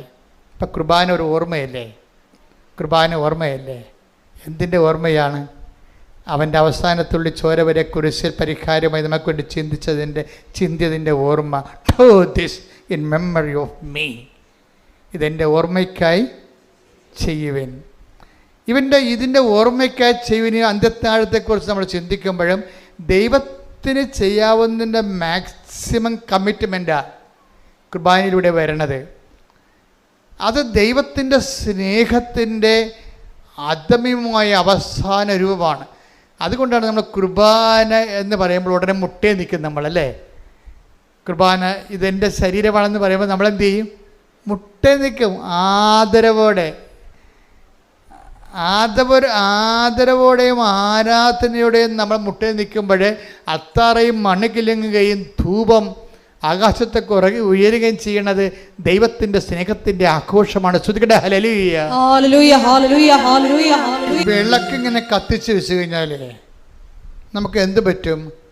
അടുത്ത് ചെല്ലുകയാണെങ്കിൽ നമുക്ക് ചൂട് കിട്ടും, അകലെ നിൽക്കുകയാണെങ്കിൽ നമുക്ക് വെളിച്ചം കിട്ടും. അപ്പം കിട്ടാതിരിക്കത്തില്ലല്ല, എന്തായാലും കിട്ടാതിരിക്കത്തില്ലല്ല. വിളക്കിങ്ങനെ കത്തിച്ച് വെച്ചാൽ അടുത്ത് ചെല്ലുകയാണെങ്കിൽ നമുക്ക് ചൂട് കിട്ടും, അകന്ന് നിൽക്കുകയാണെങ്കിൽ നമുക്ക് വെളിച്ചം കിട്ടും. അപ്പോൾ എന്താ, ചൂടായാലും വെളിച്ചമായാലും കിട്ടാണ്ടിരിക്കത്തില്ലല്ല. ഇതുപോലെയാണ് ദൈവം. അതായത് ഈ ഉടമ്പടിയിലൂടെ നിങ്ങൾ ദൈവത്തെ സ്നേഹിച്ചുവെന്ന് കണ്ടാൽ അടയാളങ്ങൾ ഇങ്ങനെ കൂടിക്കൊണ്ടിരിക്കും. അടയാളങ്ങൾക്ക് വേണ്ടി നിങ്ങൾ ഉടമ്പടി എടുക്കരുത്. മനസ്സിലായില്ലേ? അതെപ്പോഴും ശ്രദ്ധിക്കണം. നിങ്ങളുടെ ലക്ഷ്യം എന്തായിരിക്കണം? പൗലോസ് ക്രിസ്തുവിനെക്കുറിച്ചെല്ലാം പറഞ്ഞതിന് ശേഷം, പഠിച്ചതിന് ശേഷം പൗലോസ് പറയുന്ന അവസാന വാക്കുണ്ട്. എന്താണ്? ക്രിസ്തുവിനെക്കുറിച്ച് ഒത്തിരി പറയും. ഏറ്റവും കൂടുതൽ ക്രിസ്തുവിനെക്കുറിച്ച് പറഞ്ഞത് പൗലോസാണ്. എന്നിട്ട് അവസാനം പറഞ്ഞു എന്താണ്? സ്നേഹമായിരിക്കട്ടെ നിങ്ങളുടെ ലക്ഷ്യം. ഇവിടെ ശ്രദ്ധിക്കട്ടെ. ഹല്ലേലൂയ. 1 കൊരിന്തോസ് 14:1 സ്നേഹമായിരിക്കട്ടെ നിങ്ങളുടെ ലക്ഷ്യം എന്ന് പറഞ്ഞേ. സ്നേഹമായിരിക്കട്ടെ നിങ്ങളുടെ ലക്ഷ്യം. അപ്പോൾ ഉടമ്പടിയിലെ ലക്ഷ്യം എന്തായിരിക്കും? അത്രേ ഉള്ളൂ. ഉടമ്പടിയിൽ എന്താണ്? ജപ്തിയല്ല ലക്ഷ്യം, PR ലക്ഷ്യം, പെൻഷൻ ലക്ഷ്യം, സ്ഥലം വിൽക്കുന്ന ലക്ഷ്യം, കല്യാണമല്ല ലക്ഷ്യം, പിള്ളേരുണ്ടാകണ ലക്ഷ്യം. പിന്നെ എന്താണ് ലക്ഷ്യം? സ്നേഹമായിരിക്കട്ടെ നിങ്ങളുടെ ലക്ഷ്യം. ഇത് നിങ്ങൾ ആ ഫോർമാറ്റിലേക്ക് ഇത് കൊണ്ടുവരണം. കൊണ്ടുവന്നിട്ട് നിങ്ങളുടെ ഉപവിപ്രവർത്തനങ്ങളെല്ലാം ദൈവസ്നേഹത്തിൻ്റെ പേരിലായിട്ട് മാറുമ്പോൾ സ്വാഭാവികമായിട്ട് ഇത് ഓട്ടോമാറ്റിക്കായിട്ട് വർക്കൗട്ട് ചെയ്യും. നേരത്തെ ഉണ്ടായിരുന്ന പ്രശ്നം എന്താണ്? നമ്മളുടെ തിടുക്കമുണ്ട് നമുക്ക്, പക്ഷേ അത് വിഷയബന്ധിയാണ്. തിടുക്കമുണ്ട് നമുക്ക്. എന്താണ്? നമുക്ക് സെപ്റ്റംബർ ഇൻടേക്കിന് പോകാൻ വേണ്ടിയുള്ള തിടുക്കമാണ്. സെപ്റ്റംബർ കഴിഞ്ഞാൽ പിന്നെ നമുക്ക് തിടുക്കമില്ല. വിഷയബന്ധിക്കാർക്ക് തിടുക്കങ്ങൾ സീസണബിളായിട്ട് വരുന്നതാണ്. അതിന് ഉടമ്പടിയോട് ഡയറക്റ്റ് ബന്ധമില്ല. ഞാനീ പറഞ്ഞ റീഫോർമാറ്റ് ചെയ്ത് കഴിയുമ്പോൾ സ്നേഹമായിരിക്കട്ടെ നിങ്ങളുടെ ലക്ഷ്യമെന്ന് പറയുമ്പോൾ നമ്മുടെ ലക്ഷ്യം ആരായിരിക്കും? ക്രിസ്തുവായിരിക്കും. കൈയടിച്ച് ശ്രദ്ധിക്കട്ടെ. ഹല്ലേലൂയ. ഇപ്പം കാനായിലെ കല്യാണത്തിന് വീട്ടിലുണ്ടായ ഒരു പരുവക്കേട്, നമ്മൾ മലയാളത്തിൽ പറഞ്ഞാൽ എന്താ പറയണത്? പിഞ്ഞ് തീർന്നു പോണ് അല്ലേ, അരി തീർന്നു പോകണം, അങ്ങനെയുള്ള കാര്യങ്ങൾ എന്താണ്? പരുവക്കേടെന്ന് പറയും. ഈ പരുവക്കേടാണ് ശരിക്കും അതിനെ എങ്ങനെ ക്രിസ്തുവിൻ്റെ സാധ്യതകളെ സാക്ഷാത്കരിക്കാനുള്ള സിറ്റുവേഷൻസ് ക്രിയേറ്റ് ചെയ്തിരിക്കുകയാണ് ദൈവം. നിങ്ങളുടെ പരുവക്കേട് എന്ന് പറയുന്നത് എന്തിനെക്കുറിച്ചായാലും, ഇപ്പോൾ ഭർത്താവ് വെള്ളവടിയാണ്, ഭർത്താവിന് സംശയമാണെന്ന് വിചാരിച്ചു, അല്ലെങ്കിൽ അത് വേറെ അദ്ദേഹത്തിന് ഇല്ലീഗൽ റിലേഷൻസ് ഉണ്ട്, അതൊരു വിഷയമാണ്. നിങ്ങൾക്ക് തന്നെ നിങ്ങളുടെ ഒരു മാന്യത നഷ്ടപ്പെടുന്ന രീതിയിലുള്ള ചില ഇഷ്യൂസൊക്കെ ഉണ്ടായിക്കൊണ്ടിരിക്കുന്നു, അതൊരു പ്രശ്നമാണ്. പക്ഷേ ഇതെല്ലാം എന്താണ്, എന്തിനു വേണ്ടിയുള്ളതാണ്? ഈ വിഷയങ്ങളെല്ലാം ക്രിസ്തുവിനെ അറിഞ്ഞ ആ അറിവിൽ നിങ്ങൾ വളരാൻ വേണ്ടിയുള്ള ഒരു സാഹചര്യമായിട്ട് നമ്മൾ ദൈവ പൈതലാണ് നീയെങ്കിൽ നീ അതിനെ അമ്മയെപ്പോലെയാണ്. ആ കാനായിലെ കല്യാണത്തിലെ ചെറിയൊരു പ്രശ്നമാണ് അത്. ക്രിസ്തുവിനെ തിരികെ കയറ്റാനുള്ള, ക്രിസ്തുവിനെ ആവിഷ്കരിക്കാനുള്ള, ക്രിസ്തുവിനെ അറിയിക്കാനുള്ള, അവൻ്റെ വലിമ അറിയിച്ചുകൊണ്ട് അവൻ്റെ നാമത്തെ മഹത്വപ്പെടുത്തിക്കൊണ്ട് അവനിൽ ജനത്തെ കൊണ്ട് വിശ്വസിപ്പിക്കാനുള്ള ഒരു സിറ്റുവേഷനായിട്ട് ദൈവം ക്രിയേറ്റ് ചെയ്തിരിക്കുകയാണ്. ദൈവമല്ല, അമ്മയിലൂടെയാണ് അത് ചെയ്തിരിക്കുന്നതേ ഉള്ളത്. അപ്പം നമ്മുടെ ഓരോ വിഷയത്തിൻ്റെ ഉദ്ദേശം എന്താണ്? ദൈവത്തെ, ഈ ക്രിസ്തുവിനെ അറിയുക, ക്രിസ്തുവിൽ വളരുക എന്നുള്ളതാണ്. ക്രിസ്തു വളരുക എന്നുള്ളത്. അതുകൊണ്ടാണ് ഈ ചിലർ പറഞ്ഞു ഞാൻ ഉടമ്പടി മരണം വരെ തുടരുമെന്നൊക്കെ പറഞ്ഞതിൻ്റെ കാരണം എന്താണ്? ഉടമ്പടി ബേസിക്കായിട്ട് ക്രിസ്തുവിൽ നിങ്ങളെ വളർത്തുന്ന ദൈവത്തിൻ്റെ ഒരു സ്വർഗീയ പദ്ധതിയാണത്. അത് സത്യസന്ധമായിട്ടാണ്, അത് വിഷയത്തെ അടിസ്ഥാനപ്പെടുത്തിയല്ല, വ്യക്തിയെ അടിസ്ഥാനപ്പെടുത്തിയാണ് നിങ്ങൾ ചെയ്യണമെന്നുണ്ടെങ്കിൽ നമ്മൾക്ക് പിന്നെ വേറെ ആരുടെയും സർട്ടിഫിക്കറ്റ് ആവശ്യമില്ല. നിങ്ങൾ തന്നെയായിരിക്കും സർട്ടിഫിക്കറ്റ്. എന്താ കാര്യം? നിങ്ങൾ ദൈവത്തെ, ഇപ്പോൾ കഴിഞ്ഞ ദിവസങ്ങളിൽ ഒരു ഡോക്ടർ സാക്ഷ്യം പറഞ്ഞു, ടോം വർഗീസ്, അങ്ങനെ പേരുതാ, അങ്കമാലി ഡോക്ടർ ടോണി നെൽസൺ. ഈ ടോണി നെൽസൺ, നാൻസി, അവർ രണ്ടുപേരും ഡോക്ടർമാരാണ്. ഭാര്യ ഇവിടെ എറണാകുളം ജനറൽ ആശുപത്രി ഡോക്ടർ, ഭർത്താവ് നമ്മുടെ ലിറ്റിൽ ഫോർ അങ്കമാലിയിലെ ഡോക്ടറാണ്. പക്ഷേ ഇവർക്ക് 5 കുഞ്ഞുങ്ങളുണ്ട്. ഇവിടെ 5 കുഞ്ഞുങ്ങളുണ്ട്, ഒരു 6 കുഞ്ഞുങ്ങളുണ്ട് അവർക്ക്. എല്ലാം പൊടിപ്പൊടി കുഞ്ഞുങ്ങളാണ് ശരിക്കും. അപ്പോൾ എനിക്ക് ഭയങ്കര സന്തോഷമായി. അവരും ചെറുപ്പക്കാരാണ്, അത്ര പ്രായമുള്ളവരല്ലേ, ഒരു 40 വയസ്സിനൊക്കെ താഴെയുള്ള കക്ഷികളാണ്. അവർക്ക് 6 കുഞ്ഞുങ്ങൾ, അവരെല്ലാം കൂടി നല്ല രസമാണ്, നമ്മുടെ വീട്ടിലുണ്ട് അല്ലേ. പക്ഷെ അതല്ലേ എനിക്കത് തോന്നിയതേ. ഡോക്ടർ പറയണേ, എൻ്റെ ഈ 4ാമത്തെ മോനെ അവൻ്റെ കാലിങ്ങനെ വളഞ്ഞിരിക്കുകയാണ്. അപ്പം അതിൻ്റെ മെഡിക്കൽ സയൻസിൽ തിരിച്ചു വരാൻ കുറച്ച് പ്രശ്നമുണ്ട്. ഡോക്ടർ അതിനെക്കുറിച്ച് ഏറ്റവും കൂടുതൽ കാര്യങ്ങൾ അറിയാം. അപ്പോൾ ഡോക്ടർ എന്നാ ചെയ്തിരിക്കണേ, 2 ഡോക്ടേഴ്സുമാർ കൂടെ വന്ന് ഉടമ്പടി ചെയ്തിരിക്കുകയാണ്. ഉടമ്പടി ചെയ്തിട്ട് എന്താ ചെയ്യിക്കണേ? ഡോക്ടർ പറഞ്ഞു, ഞങ്ങൾ സന്ധ്യാപ്രാർത്ഥന കഴിയുമ്പോൾ ഉടമ്പടി തൈലം എടുത്തിട്ട് പ്രത്യക്ഷീകരണ പ്രാർത്ഥന ചൊല്ലിയിട്ട് ആ വളഞ്ഞുപോയ കാലെ പെരട്ടി കൊടുക്കും. ഇപ്പം അടുത്ത് കുറച്ച് നാൾക്ക് തന്നെ അത് 90% നിവർന്ന ആ കാലേ. ആ സാക്ഷ്യം ഞാൻ ഇവിടെ നിന്ന് കേൾക്കായിരുന്നു. അപ്പോൾ എനിക്ക് മനസ്സിലായെന്ന് വെച്ച് കഴിഞ്ഞാൽ ആ വളഞ്ഞ കാലിലൂടെ ക്രിസ്തു നമ്മുടെ കുടുംബത്തിലേക്ക് ലാൻഡ് ചെയ്യുകയാണ്. മനസ്സിലായ? ആ കാല് നേരെ ഇരുന്നെങ്കിൽ ക്രിസ്തുവിന് സാധ്യതയില്ല അവിടെ വരാൻ. ഞാൻ പറഞ്ഞില്ലേ, നമ്മുടെ സഹനങ്ങൾ ക്രിസ്തുവിന് നമ്മുടെ ജീവിതത്തിലേക്ക് വരാനുള്ള സാധ്യതയാണ്. പിന്നെ അവിടെ ഒരു എളിമപ്പെടലുണ്ട്. ചില ഡോക്ടർമാരാകുമ്പോൾ മെഡിക്കൽ സയൻസാണ് എല്ലാം എന്ന് പറഞ്ഞ് പ്രാർത്ഥിക്കാൻ നടക്കുന്ന ഡോക്ടർമാരും ഉണ്ട്. അത് ഭയങ്കര ഗതികേടാണ് ശരിക്കും. എനിക്ക് പലപ്പോഴും തോന്നിയിട്ടുള്ളതേ, ഞാൻ അമ്മയെ നേരിട്ട് കണ്ടതിന് ശേഷം എനിക്ക് തോന്നിയതേ, എനിക്ക് നിരീശ്വരന്മാരോടൊക്കെ ഭയങ്കര സങ്കടം തോന്നി. അതൊക്കെ മുമ്പ് എനിക്ക് അവരോടൊക്കെ പുച്ഛമായിരുന്നു. കാരണം അവർക്ക് അതിനൊക്കെയുള്ള കൃപ ദൈവം കൊടുത്തില്ല എന്ന് ഓർത്തിട്ടാണ് അവരുടെ വൈജ്ഞാനിക വങ്കത്വം കൊണ്ടല്ലേ അവർ ദൈവത്തെ തള്ളിപ്പറയണമെന്ന് ഓർത്തിട്ട് എനിക്ക് അവരുടെ പുച്ഛമായിരുന്നു. പക്ഷേ 2004 അമ്മയെ കണ്ടതിന് ശേഷം എനിക്ക് എൻ്റെ ജീവിത രീതിയിലെല്ലാം മാറ്റമുണ്ടായി, ചിന്താരീതി മാറ്റമുണ്ടായി. ഞാൻ പറഞ്ഞു, ഒരു മനുഷ്യൻ്റെ ഏറ്റവും വലിയ ദുരന്തം എന്ന് പറയുന്നത് ദൈവത്തെ വിശ്വസിക്കാൻ ഒരു പഴുത് കിട്ടാത്തതാണ്. ദൈവത്തെ കാണാനോ വിശ്വസിക്കാനോ ഒരു പഴുത് കിട്ടാത്തതാണ്. അയ്യോ, ഇങ്ങനെ കുറേ. അതുപോലെ തന്നെ ചില വൈദികരും ഇതുപോലെ അവർ സംസാരിക്കുമ്പോൾ അവർക്ക് പറയും, ഒരു വൈദികൻ ഒരു വാർഷിക ധ്യാനത്തിന് ഞങ്ങളെ ധ്യാനിപ്പിക്കുകയാണ്. അപ്പോൾ ധ്യാനിപ്പിച്ചിരിക്കുന്ന ധ്യാനഗുരു തന്നെ പറയണം ദൈവത്തെ ഒരിക്കലും ആരും കണ്ടിട്ടില്ലെന്ന്. അപ്പോൾ ഞാനുടനെ കൈപൊക്കി നിർത്താൻ പറഞ്ഞു. കാരണം അങ്ങേർക്ക് വിവരമില്ല. പക്ഷെ ഞാൻ ദൈവവും അമ്മയെ ഞാൻ നേരിട്ട് കണ്ടയാളാണ്. അപ്പം ഞാൻ അവിടുന്ന് അത് പറയാതെ പോന്നു കഴിഞ്ഞാൽ, ഞാൻ അവിടെ ഇരിക്കുന്ന 10-50 അച്ഛന്മാരുണ്ട്, പിന്നെ ധ്യാനഗുരു ഉണ്ട്. ഇവർ ഈ പറയുന്ന വിഡ്ഢിത്തരം സത്യമാണെന്ന് മറ്റുള്ളവർ വിശ്വസിക്കും, സാത്താൻ പ്രവർത്തിക്കും. അപ്പോൾ സാത്താൻ്റെ മണം അവിടെ നിൽക്കണ കാരണം ഞാൻ യേശുക്രിസ്തുവിനെ ഏറ്റുപറയാൻ ബാധ്യസ്ഥനാണ് അവിടെ. എന്താ കാര്യം? ഞാനിത് കണ്ടിട്ട് സാക്ഷിയാക്കി, ദൈവം എന്നെ സാക്ഷിയാക്കിയതാണ്. അപ്പോൾ തന്നെ വാർഷികദിനത്തിൽ ഞാൻ എഴുന്നേറ്റ് പറഞ്ഞ് അച്ഛൻ പറഞ്ഞത് ശരിയല്ല, ദൈവാനുഭവം സത്യമാണ്, അത് ടാൻജിബിളാണ്, ഞാനാണ് അനുഭവസ്ഥനെന്ന് പറഞ്ഞു. അത് പറഞ്ഞപ്പോൾ പിന്നെ അച്ഛൻ മുന്നോട്ട് പോകാൻ പറ്റത്തില്ല. പിന്നെ കണക്കണമൊക്കെ പറഞ്ഞു കഴിഞ്ഞാൽ പണിയാവും. എന്താ ഇങ്ങനെ കുറേ വൈജ്ഞാനിക വങ്കത്വം കയറിയിട്ട് ബുദ്ധിയാണ് ദൈവം എന്ന് പറഞ്ഞിട്ട് അത് കൊണ്ട് ദൈവത്തെ മനസ്സിലാക്കുന്ന കുറേ സാഹചര്യങ്ങൾ അക്കാഡമി ലെവലിൽ ചിലരില്ലെങ്കിലും ഉണ്ട്. ഇതൊന്നും ഞാൻ തിരിച്ചെടുക്കാൻ തയ്യാറല്ല. എന്താ കാര്യം? ഞാൻ സഭയിൽ അനുഭവിച്ചിരിക്കുന്ന വിഷയമാണ്. ബുദ്ധിപരമായിട്ട് ദൈവത്തെ കാണാൻ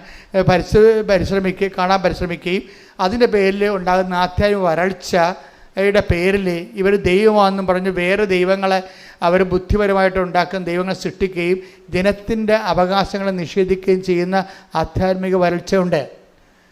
അപ്പം അത് കേൾക്കുമ്പോൾ നിങ്ങൾക്ക് പരിശുദ്ധാത്മാവ് ഉണ്ടെങ്കിൽ അപ്പം നിങ്ങൾക്ക് മനസ്സിലാകും ഈ ആളെ ട്രാക്ക് ഔട്ടാണെന്ന് മനസ്സിലാകും, ഇയാളെ ട്രാക്ക് ഔട്ടാണെന്ന് മനസ്സിലാകും. അപ്പം അതുകൊണ്ട് തന്നെ നിങ്ങൾ ഇങ്ങനെയുള്ള കാര്യങ്ങൾ ദൈവത്തിനെതിരെ പറയുന്ന ഒരു കാര്യം കേൾക്കാനോ ബാധ്യസ്ഥരല്ല നമ്മൾ. എപ്പോഴും ഓർത്തേക്കണം. നമ്മൾ ഒരു കർത്താവ് പറഞ്ഞില്ലേ, ഒരു അത്തിവൃക്ഷം നട്ടു, ഒരുത്തനും ഒരു മുന്തിരിത്തോട്ടം ഉണ്ടായിരുന്നു, ആ മുന്തിരിത്തോട്ടത്തിൽ കൊണ്ടുവന്നൊരു കാട്ടത്തിവൃക്ഷത്തെ നട്ടുപിടിപ്പിച്ചെന്ന് പറഞ്ഞില്ലേ. അപ്പം കാട്ടത്തിവൃക്ഷത്തിന് എന്തുമാത്രം ഫെൻസിങ്ങാണ് ചെയ്തിരിക്കണത്. അതുപോലെ നമ്മുടെ വിശ്വാസത്തെ സംരക്ഷിക്കാനും വളർത്താനും നമുക്ക് ബാധ്യതയുണ്ട്. വായി നോക്കികളെല്ലാം ടി വി ഇരുന്നുണ്ട് കുരക്കണമെല്ലാം കേട്ടിട്ട് അതാണ് സത്യമെന്ന് പറഞ്ഞ് നടക്കരുത്. നമുക്ക് അങ്ങനെയുള്ളപ്പോൾ തന്നെ സാധനം ഓഫ് ചെയ്ത് കളയണം. എന്താ കാര്യം? നമുക്കൊരു ലക്ഷ്യമുണ്ട്. നിങ്ങൾ നേടിയെടുത്തതിന് മുറുകെ പിടിച്ചുകൊണ്ട് പോകണം. Take the bed of God. ശ്രദ്ധിക്കട്ടെ. ഹല്ലേലൂയ, യേശുവേ നന്ദി. ഹല്ലേലൂയ, ഹല്ലേലൂയ, ഹല്ലേലൂയ, ഹല്ലേലൂയ, ഹല്ലേലൂയ, ഹല്ലേലൂയ, ഹല്ലേലൂയ. ഫിലിപ്പി 3:16. ഫിലിപ്പി 3:16. എന്നാൽ നേടിയെടുത്തതിനെ മുറുകെ പിടിച്ചുകൊണ്ട് തന്നെ ആവണം നമ്മുടെ പ്രവർത്തനം. ഇത് ഒരു ബാധ്യതയാണ് ആധ്യാത്മികമായ. നമ്മൾ ഓരോ ഉടമ്പടി പുതുക്കി കഴിയുമ്പോഴും നേടിയെടുത്തതിനെ മുറുകെ പിടിച്ചെന്ന് ഉറപ്പ് വരുത്തണം നമ്മൾ. അല്ലാതെ എന്തെങ്കിലും ഒരു പരീക്ഷയ്ക്ക് ഒരു വിഷയം തോറ്റെന്ന് പറഞ്ഞാൽ ആ തോറ്റ വിഷയത്തെ ഓർത്തുകൊണ്ട് നമ്മൾ ക്രിസ്തുവിനെ അവലംബം വെക്കാനും വിശ്വാസത്തെ വർദ്ധിക്കാനും കൂടുതൽ പുണ്യങ്ങളിൽ പുരോഗമിക്കാനും കൂടുതൽ സുവിശേഷം സാക്ഷിയാക്കാനും അങ്ങനെ ആ വിഷയം തന്നെ എടുത്തുകൊണ്ട് ക്രിസ്തു വളരാൻ വേണ്ടിയാണ് നമ്മൾ ശ്രമിക്കേണ്ടത്. അല്ലാത്ത ആൾക്കാർ എടുത്തിരിക്കുന്ന ഉടമ്പടിയല്ല, ഉടായ്പാണ്. എന്താ കാര്യം? അവിടെ കാര്യം കാണാൻ വേണ്ടി അതോ പരിപാടിയൊക്കെ എന്തൊക്കെ എഴുതിയിട്ടിട്ട് ഇവർ വീട്ടിൽ പോയി കുത്തിയിരിക്കുകയാണ്. ദൈവം ഉദ്ദേശിക്കുന്നത് എന്താണ്? നിൻ്റെ ഓരോ വിഷയത്തിലൂടെയും ദൈവത്തെ നീയും തമ്മിലുള്ള ബന്ധത്തെ വർദ്ധിപ്പിച്ചെടുക്കുക. ദൈവത്തിൻ്റെ ഉദ്ദേശം അതാണ്. നമ്മുടെ ഉദ്ദേശം നമ്മൾ എഴുതിയിട്ടിരിക്കുന്ന കാര്യങ്ങൾ നടക്കുക മാത്രമാണ്. ദൈവത്തിൻ്റെ ഉദ്ദേശം അത് മാത്രമല്ല. എന്താണ്? നമ്മളെ ദൈവത്തിൽ കൂടി വളർത്തുകയും നിത്യതയിൽ കൃപയിൽ സമൃദ്ധമാണ്. ഞാൻ വന്നിരിക്കുന്നത് യോഹന്നാൻ 10:10. ഞാൻ വന്നിരിക്കുന്നത് അവർക്ക് ജീവൻ ഉണ്ടാകാനും അത് സമൃദ്ധമായി ഉണ്ടാകാനുമാണ്. അപ്പോൾ ഈ കിട്ടിയതല്ല, അത് സമൃദ്ധമാകാൻ വേണ്ടിയുള്ള പരീക്ഷണങ്ങൾ ദൈവത്തിൻ്റെ ഭാഗത്തു നിന്ന് എപ്പോഴും ഉണ്ടായിക്കൊണ്ടിരിക്കും. അതുകൊണ്ട് എപ്പോഴും നമ്മുടെ ജീവിതം സ്വച്ഛമായ ഒരു നീർച്ചാല് പോലെ എപ്പോഴും ഉണ്ടാകണം നിർബന്ധമില്ല. ചിലപ്പോഴും ഉണ്ടാകും. പക്ഷേ എന്നാലും ആ ഒരു വിഷയം കഴിയുമ്പോൾ അടുത്തൊരു വിഷയം ഡിസ്റ്റർബൻസ് ആയിട്ട് വരും. ഒരു വിഷയം കഴിയുമ്പോൾ വേറൊരു വിഷയം വരും. അപ്പോൾ അങ്ങനെ വരുമ്പോൾ അതിൻ്റെ അർത്ഥം എന്താണ്? ജീവൻ സമൃദ്ധിയിലേക്കുള്ള പ്രയാണങ്ങളിൽ ദൈവത്തിന് ആ അവലംബം വെക്കാനുള്ള അവസരങ്ങൾ ദൈവം സൃഷ്ടിച്ചുകൊണ്ടിരിക്കും. അവസരത്തിനത് ഉയരുക എന്നുള്ളത് നമ്മുടെ ആധ്യാത്മികമായ ബുദ്ധിയാണ്. കൈയടിച്ച് ശ്രദ്ധിക്കേണ്ട. ഹല്ലേലൂയ, ഹല്ലേലൂയ, ഹല്ലേലൂയ, ഹല്ലേലൂയ, ഹല്ലേലൂയ. ആരാധന. ഹല്ലേലൂയ, ഹല്ലേലൂയ, ഹല്ലേലൂയ. കൃപയിൽ വളരാനുള്ള അവസരങ്ങൾ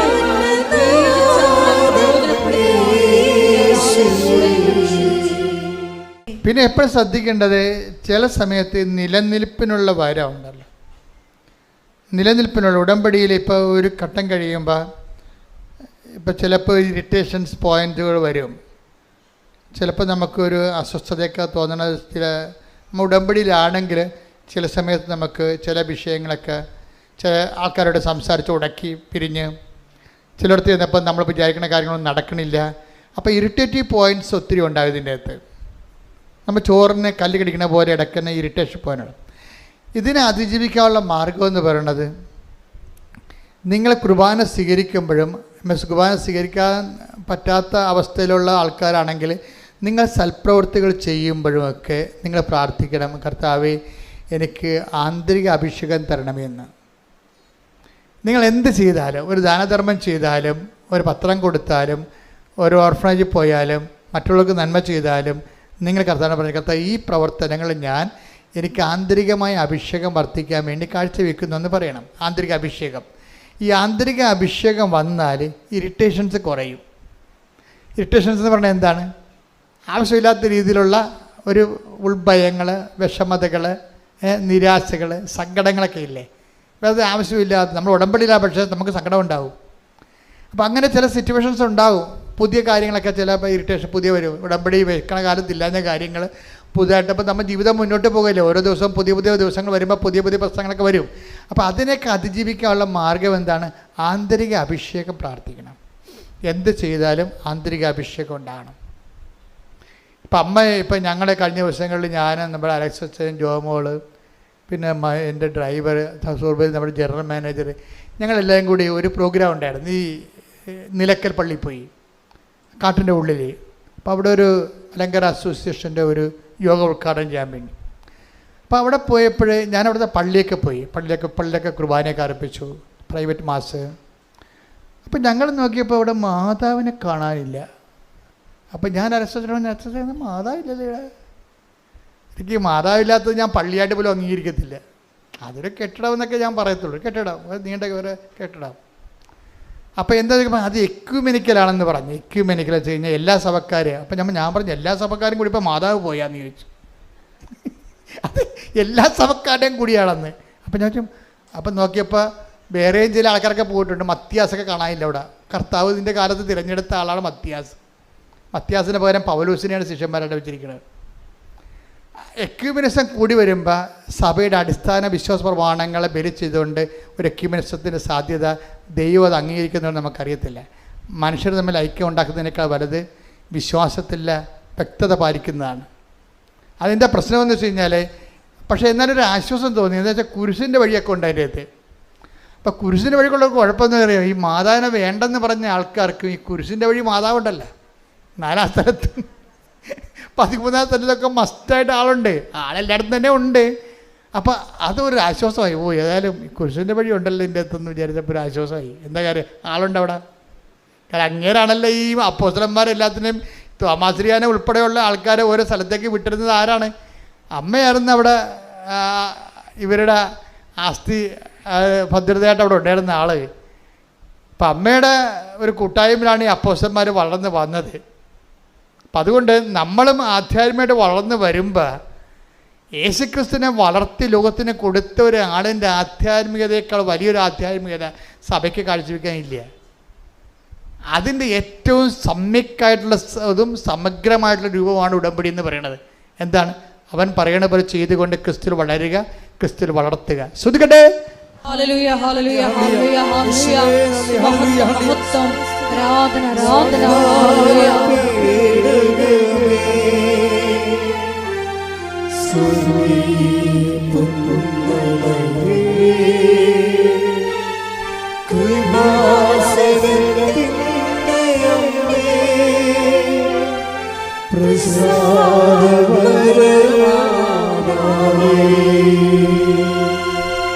പരിശുദ്ധ പരമ ദിവ്യകാരുണ്യത്തിന് നേരവും ആരാധനയും സ്തുതിയും പുകഴ്ചയും ഉണ്ടായിരിക്കട്ടെ. ചില ആൾക്കാരെ ആ ക്രിസ്തുവിൽ വിശ്വസിക്കുന്നത് അത് നിങ്ങളുടെ ക്രിസ്തുവിലുള്ള വിശ്വാസം അച്ചിട്ടതാണോ അല്ലയോ എന്ന് അറിയാൻ വേണ്ടിയാണ് ഇതുപോലെ ഇടയ്ക്കുള്ള ആകസ്മികമായ ക്ലേശങ്ങൾ. അത് നിങ്ങൾ മോശമായിട്ടൊന്നുമല്ല. പിശാസ് അങ്ങനെ പറയും, നിങ്ങൾക്ക് കാലക്കേടാണ്, ഗ്രഹപ്പിഴയാണ് എന്നൊക്കെ പറഞ്ഞു തരും, നിങ്ങൾക്ക് ദോഷമാണെന്നൊക്കെ പറയും. അങ്ങനെയല്ല. നിങ്ങൾ വിശ്വാസിയാണെങ്കിൽ ആ വിശ്വാസം അച്ചിട്ടതാണോ? അച്ചെന്ന് പറഞ്ഞാൽ എന്താണ്? മുദ്ര. സീൽഡാണോ? ഒപ്പുണ്ട്, പക്ഷെ സീലില്ല. ഒപ്പുണ്ട്. ഇപ്പം അച്ചിട്ടെന്ന് പറഞ്ഞത് എന്താണ്? ഒപ്പിട്ടതെന്ന്, സീൽ ചെയ്തതാണെന്ന്. ഇപ്പം നിങ്ങളുടെ വിശ്വാസം സീൽ ചെയ്താണെന്ന് വെച്ച് കഴിഞ്ഞാൽ സീൽ എവിടെ നിന്ന് കിട്ടുന്നതാണ്?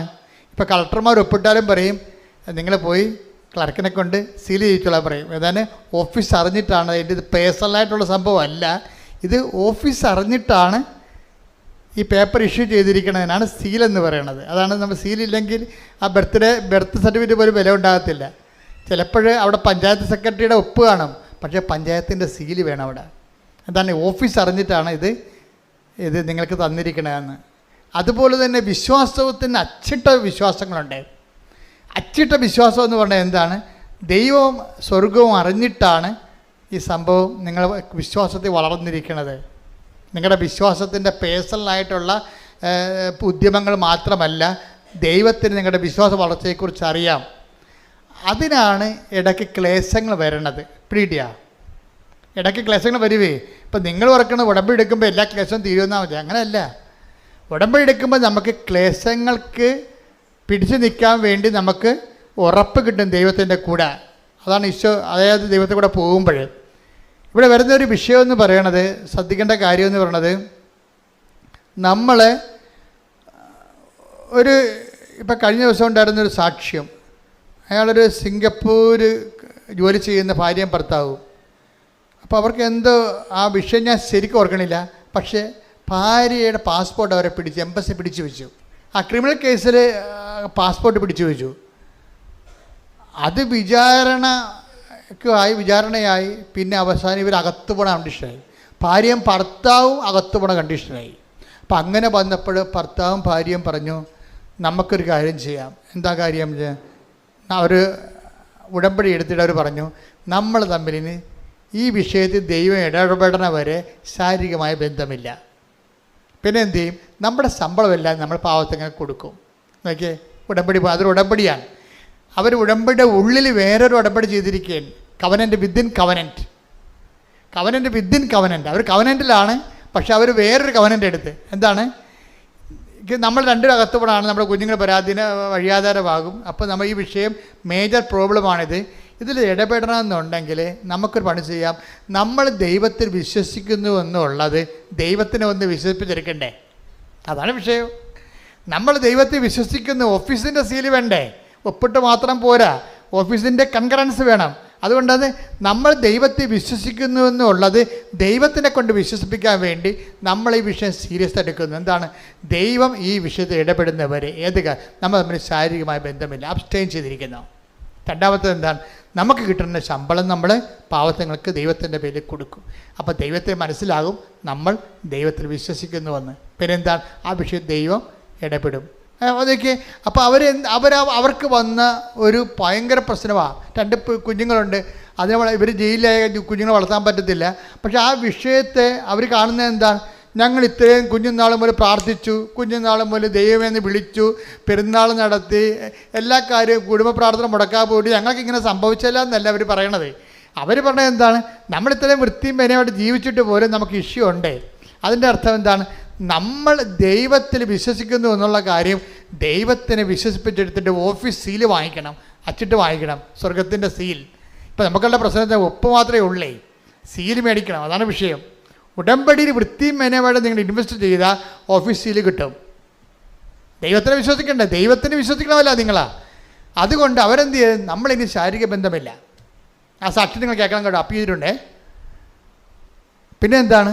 നമ്മുടെ സ്വത്ത് നമ്മൾ പാവത്തിന് കൊടുക്കും, ആവശ്യക്കാരന് കൊടുക്കും. അപ്പോൾ ഇത്രയും വലിയ ത്യാഗം ചെയ്യുമ്പോൾ ദൈവത്തിന് മനസ്സിലാകും നമ്മുടെ വിശ്വാസം എന്നുള്ളത് സത്യസന്ധമാണ്, വെള്ളം ചേർക്കാത്തതാണെന്ന്.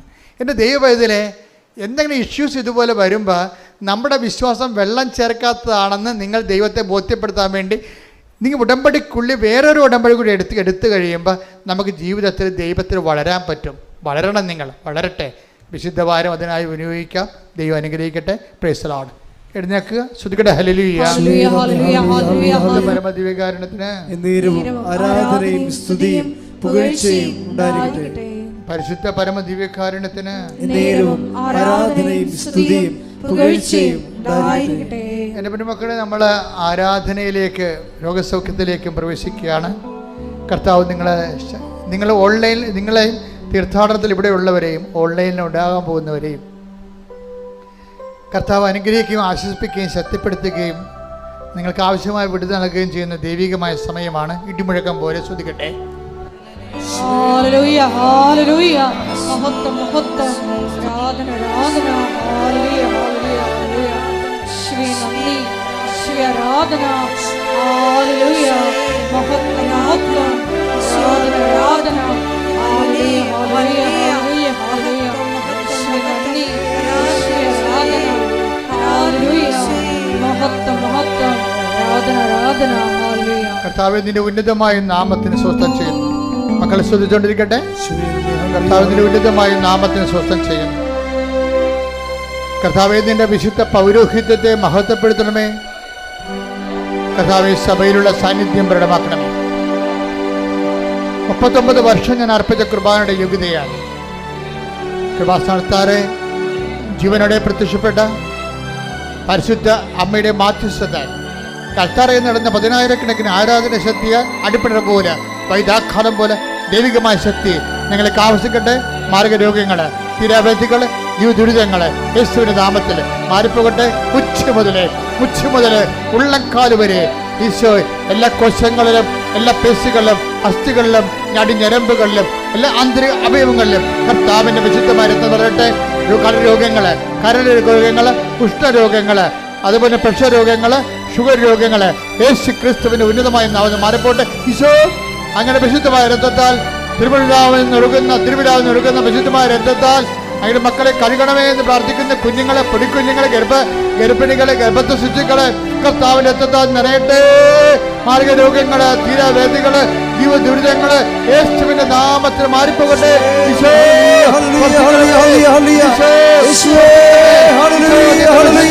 പൗരോഹിത്യത്തെ മഹത്വപ്പെടുത്തണമേ. സഭയിലുള്ള സാന്നിധ്യം പ്രകടമാക്കണമേ. ഈശോ കരരോഗങ്ങള്, ഹൃദയരോഗങ്ങള്, ശ്വാസകോശ രോഗങ്ങള്, കിഡ്നി രോഗങ്ങള്, ഹൃദയ രോഗങ്ങള് കർത്താവ് സ്പർശിക്കട്ടെ. ഈശോ സ്പർശിക്കർത്താവേ. എപ്പിലെപ്സി രോഗങ്ങള്, പിച്ച് രോഗങ്ങള്, പിച്ചില രോഗങ്ങള്, പിസിയോഡ് രോഗങ്ങള്, കർത്താവ് ഹൈപ്പർ ആക്ടിവിറ്റികള് യേശുവിന്റെ നാമത്തില് സ്പർശിക്കപ്പെടട്ടെ. മാർഗരോഗങ്ങള്, തീരാവേദികള്, സിസ്റ്റുകള്, മുഴകള്, യേശു കാൻസർ രോഗങ്ങള് കർത്താവിന്റെ നാമത്തിൽ സൗഖ്യമാകട്ടെ. ശ്രദ്ധിക്കട്ടെ. ഹല്ലേലൂയ ഹല്ലേലൂയ ഹല്ലേലൂയ ഹല്ലേലൂയ ഹല്ലേലൂയ. ശിലാരോഗങ്ങൾ സുഖപ്പെട്ടുകൊണ്ട് അങ്ങയുടെ നാമത്തെ ഈ ആരാധനയിലൂടെ വീണ്ടും വീണ്ടും മഹത്വപ്പെടുത്തണമേ. ഹല്ലേലൂയ മഹത്വം മഹത്വം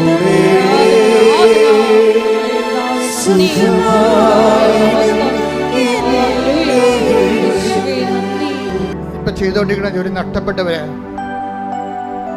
നഷ്ടപ്പെടാൻ പോകുന്നവരെ, സർവോപരി പരീക്ഷയുടെ റിസൾട്ട് പ്രതീക്ഷിക്കുന്നവരെ, പരീക്ഷയുടെ റിസൾട്ട് സങ്കടത്തോടെയും ഉത്കണ്ഠയോടെയും പ്രതീക്ഷിക്കുന്ന കുഞ്ഞുങ്ങൾ, പഴയ കുഞ്ഞുങ്ങൾ ഇന്നത്തെ കുഞ്ഞുങ്ങളും തമ്മിൽ ഒത്തിരി വ്യത്യാസമുണ്ട്. ചില ബുദ്ധിയും ബോധമില്ലാത്ത പിശാചുക്കൾ ഞാൻ തോറ്റാൽ ആത്മഹത്യ വരെ ചെയ്യുന്നതൊക്കെ വീട്ടിൽ പറഞ്ഞിട്ടുണ്ട്. ഒരു ബോധമില്ലാത്ത കുഞ്ഞുങ്ങൾ. നിങ്ങൾ ഓർക്കുക, ഏതെങ്കിലും ഒരു വിഷയമോ ഏതെങ്കിലും ഒരു തോൽവിയോ ദൈവം നഷ്ടപ്പെട്ടാൽ മാത്രമേ നമ്മൾ തോക്കത്തുള്ളൂ. വേറെ എന്ത് ലോകത്തിലുള്ള പല കാര്യങ്ങളും നഷ്ടപ്പെടാനുള്ളതാണ്. നേടിയതെല്ലാം നഷ്ടപ്പെടുക തന്നെ ചെയ്യും. അപ്പം അതിൻ്റെ അകത്ത് അത് വെച്ചുകൊണ്ട് നിങ്ങളുടെ ജീവിതത്തെ നിങ്ങൾ അളക്കരുത്, ദൈവത്തെയും അളക്കരുത്. മറിച്ച് കർത്താവേ, പരീക്ഷയ്ക്ക് എല്ലാ കുഞ്ഞുങ്ങളെയും സംബന്ധിച്ച് പ്രാർത്ഥിക്കുന്നു. പരീക്ഷ ഇപ്പോഴും തീരാത്തവരുണ്ട്.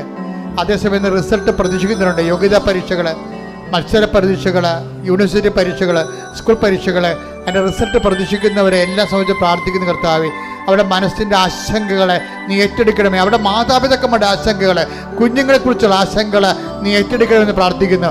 എൻ്റെ കർത്താവിൻ്റെ ഉന്നതമായ നാമത്തിൽ എല്ലാ തരം തടസ്സങ്ങളും, ഈ പരീക്ഷ സംബന്ധമായ എല്ലാ ഭയങ്ങളും, ആശങ്കകളും, ഉത്കണ്ഠകളും യേശുവിന്റെ നാമത്തിൽ ബന്ധിക്കുന്നു. ശ്രദ്ധിക്കട്ടെ.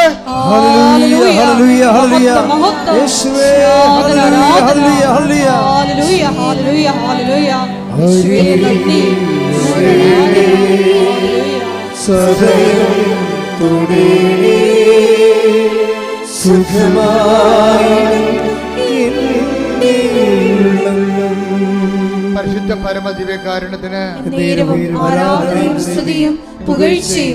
പരിശുദ്ധ പരമദിവ്യകാരുണ്യത്തിന്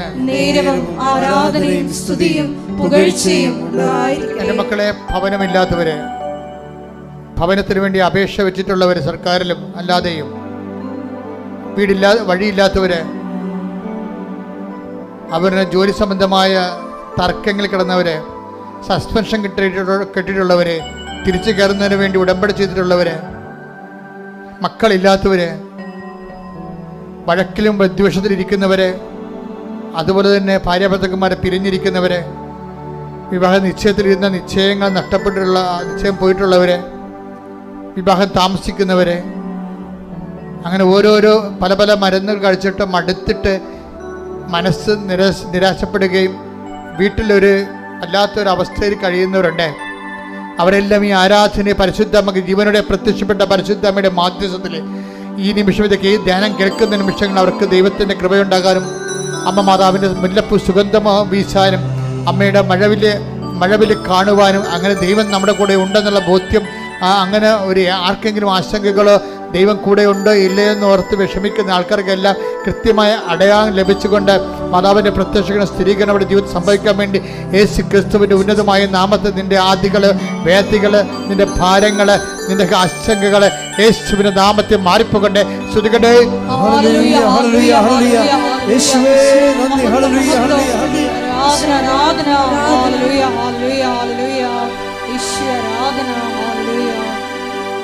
ബിസിനസ് സംബന്ധമായ ആൾക്കാർ, ഒരു ബിസിനസ് കണ്ടെത്താൻ വിഷമിക്കുന്നവർ, ചെയ്തുകൊണ്ടിരിക്കുന്ന ബിസിനസ്സിൽ വല്ല വരുമാനമില്ലാത്തവർ, ചെയ്തുകൊണ്ടിരിക്കുന്ന ബിസിനസ്സിൽ കസ്റ്റമേഴ്സ് ഇല്ലാത്തവർ, അതുപോലെ കടം പോയവർ, കടം കൊടുത്തവർ, ഏജൻറ്റിന് പൈസ കൊടുത്തവർ, തിരിച്ചു കിട്ടാൻ മാർഗമില്ലാത്തവർ, വാടക താമസിക്കുന്നവർ, ഒറ്റയ്ക്കും പാട്ടത്തിനും താമസിക്കുന്നവർ, ഭവന നിർമ്മാണം തന്നെ ആശങ്കയിലായിരിക്കുന്നവർ, അങ്ങനെ ഓരോ മേഖലകളിലെ വിഷമം അനുഭവിക്കുന്ന ഒരു ഇടിമുഴക്കം പോലെ കർത്താവിന്റെ നാമം സ്തുതിക്കട്ടെ. മാതാവ് നിങ്ങളുടെ ജീവിതത്തിൽ ഇടപെടുന്ന സമയമാണ്. സ്തുതിക്കട്ടെ. ജീവിതത്തിലെ കുറവുകളും സഹനങ്ങളും എല്ലാം ക്രിസ്തുവാകുന്ന പ്രകാശത്തെ ലോകത്തിന് കൊടുക്കുവാനുള്ള മരിയൻ ഇടപെടലിൻ്റെ വലിയ സമയമാണെന്ന് ഇന്നത്തെ ഉടമ്പടി ആരാധനയിലൂടെ വെളിപ്പെട്ട് കിട്ടുകയായിരുന്നു. ഈശോയെ, ഞങ്ങളുടെ ജീവിതത്തെ കുറവുകളിലെല്ലാം പരിശുദ്ധ അമ്മ വഴി നേരിട്ട് ഇടപെടലുണ്ടായി എത്രയും വേഗം ഞങ്ങളെയും പരിശുദ്ധ അമ്മയുടെ പ്രത്യക്ഷീകരണത്തിൻ്റെ സാക്ഷികളാക്കി ഉയർത്തണമേ എന്ന് പ്രാർത്ഥിച്ചുകൊണ്ട് ശിരസ്സ് നമിച്ച് നമുക്ക് ദിവ്യകാരുണ്യനാഥൻ്റെ ആശീർവാദം സ്വീകരിക്കാം.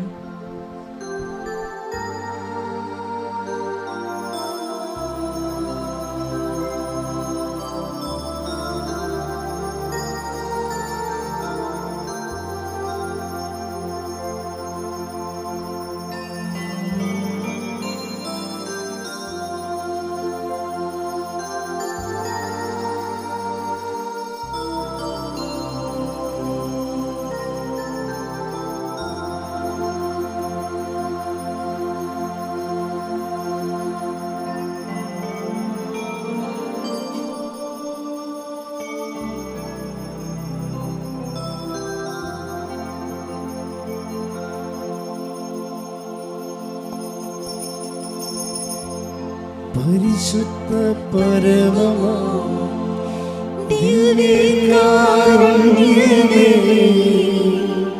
എന്നുമെന്നും അങ്ങേക്ക് ആരാധന. പരിശുദ്ധ പരമമാ ദിവ്യകാരുണ്യമേ,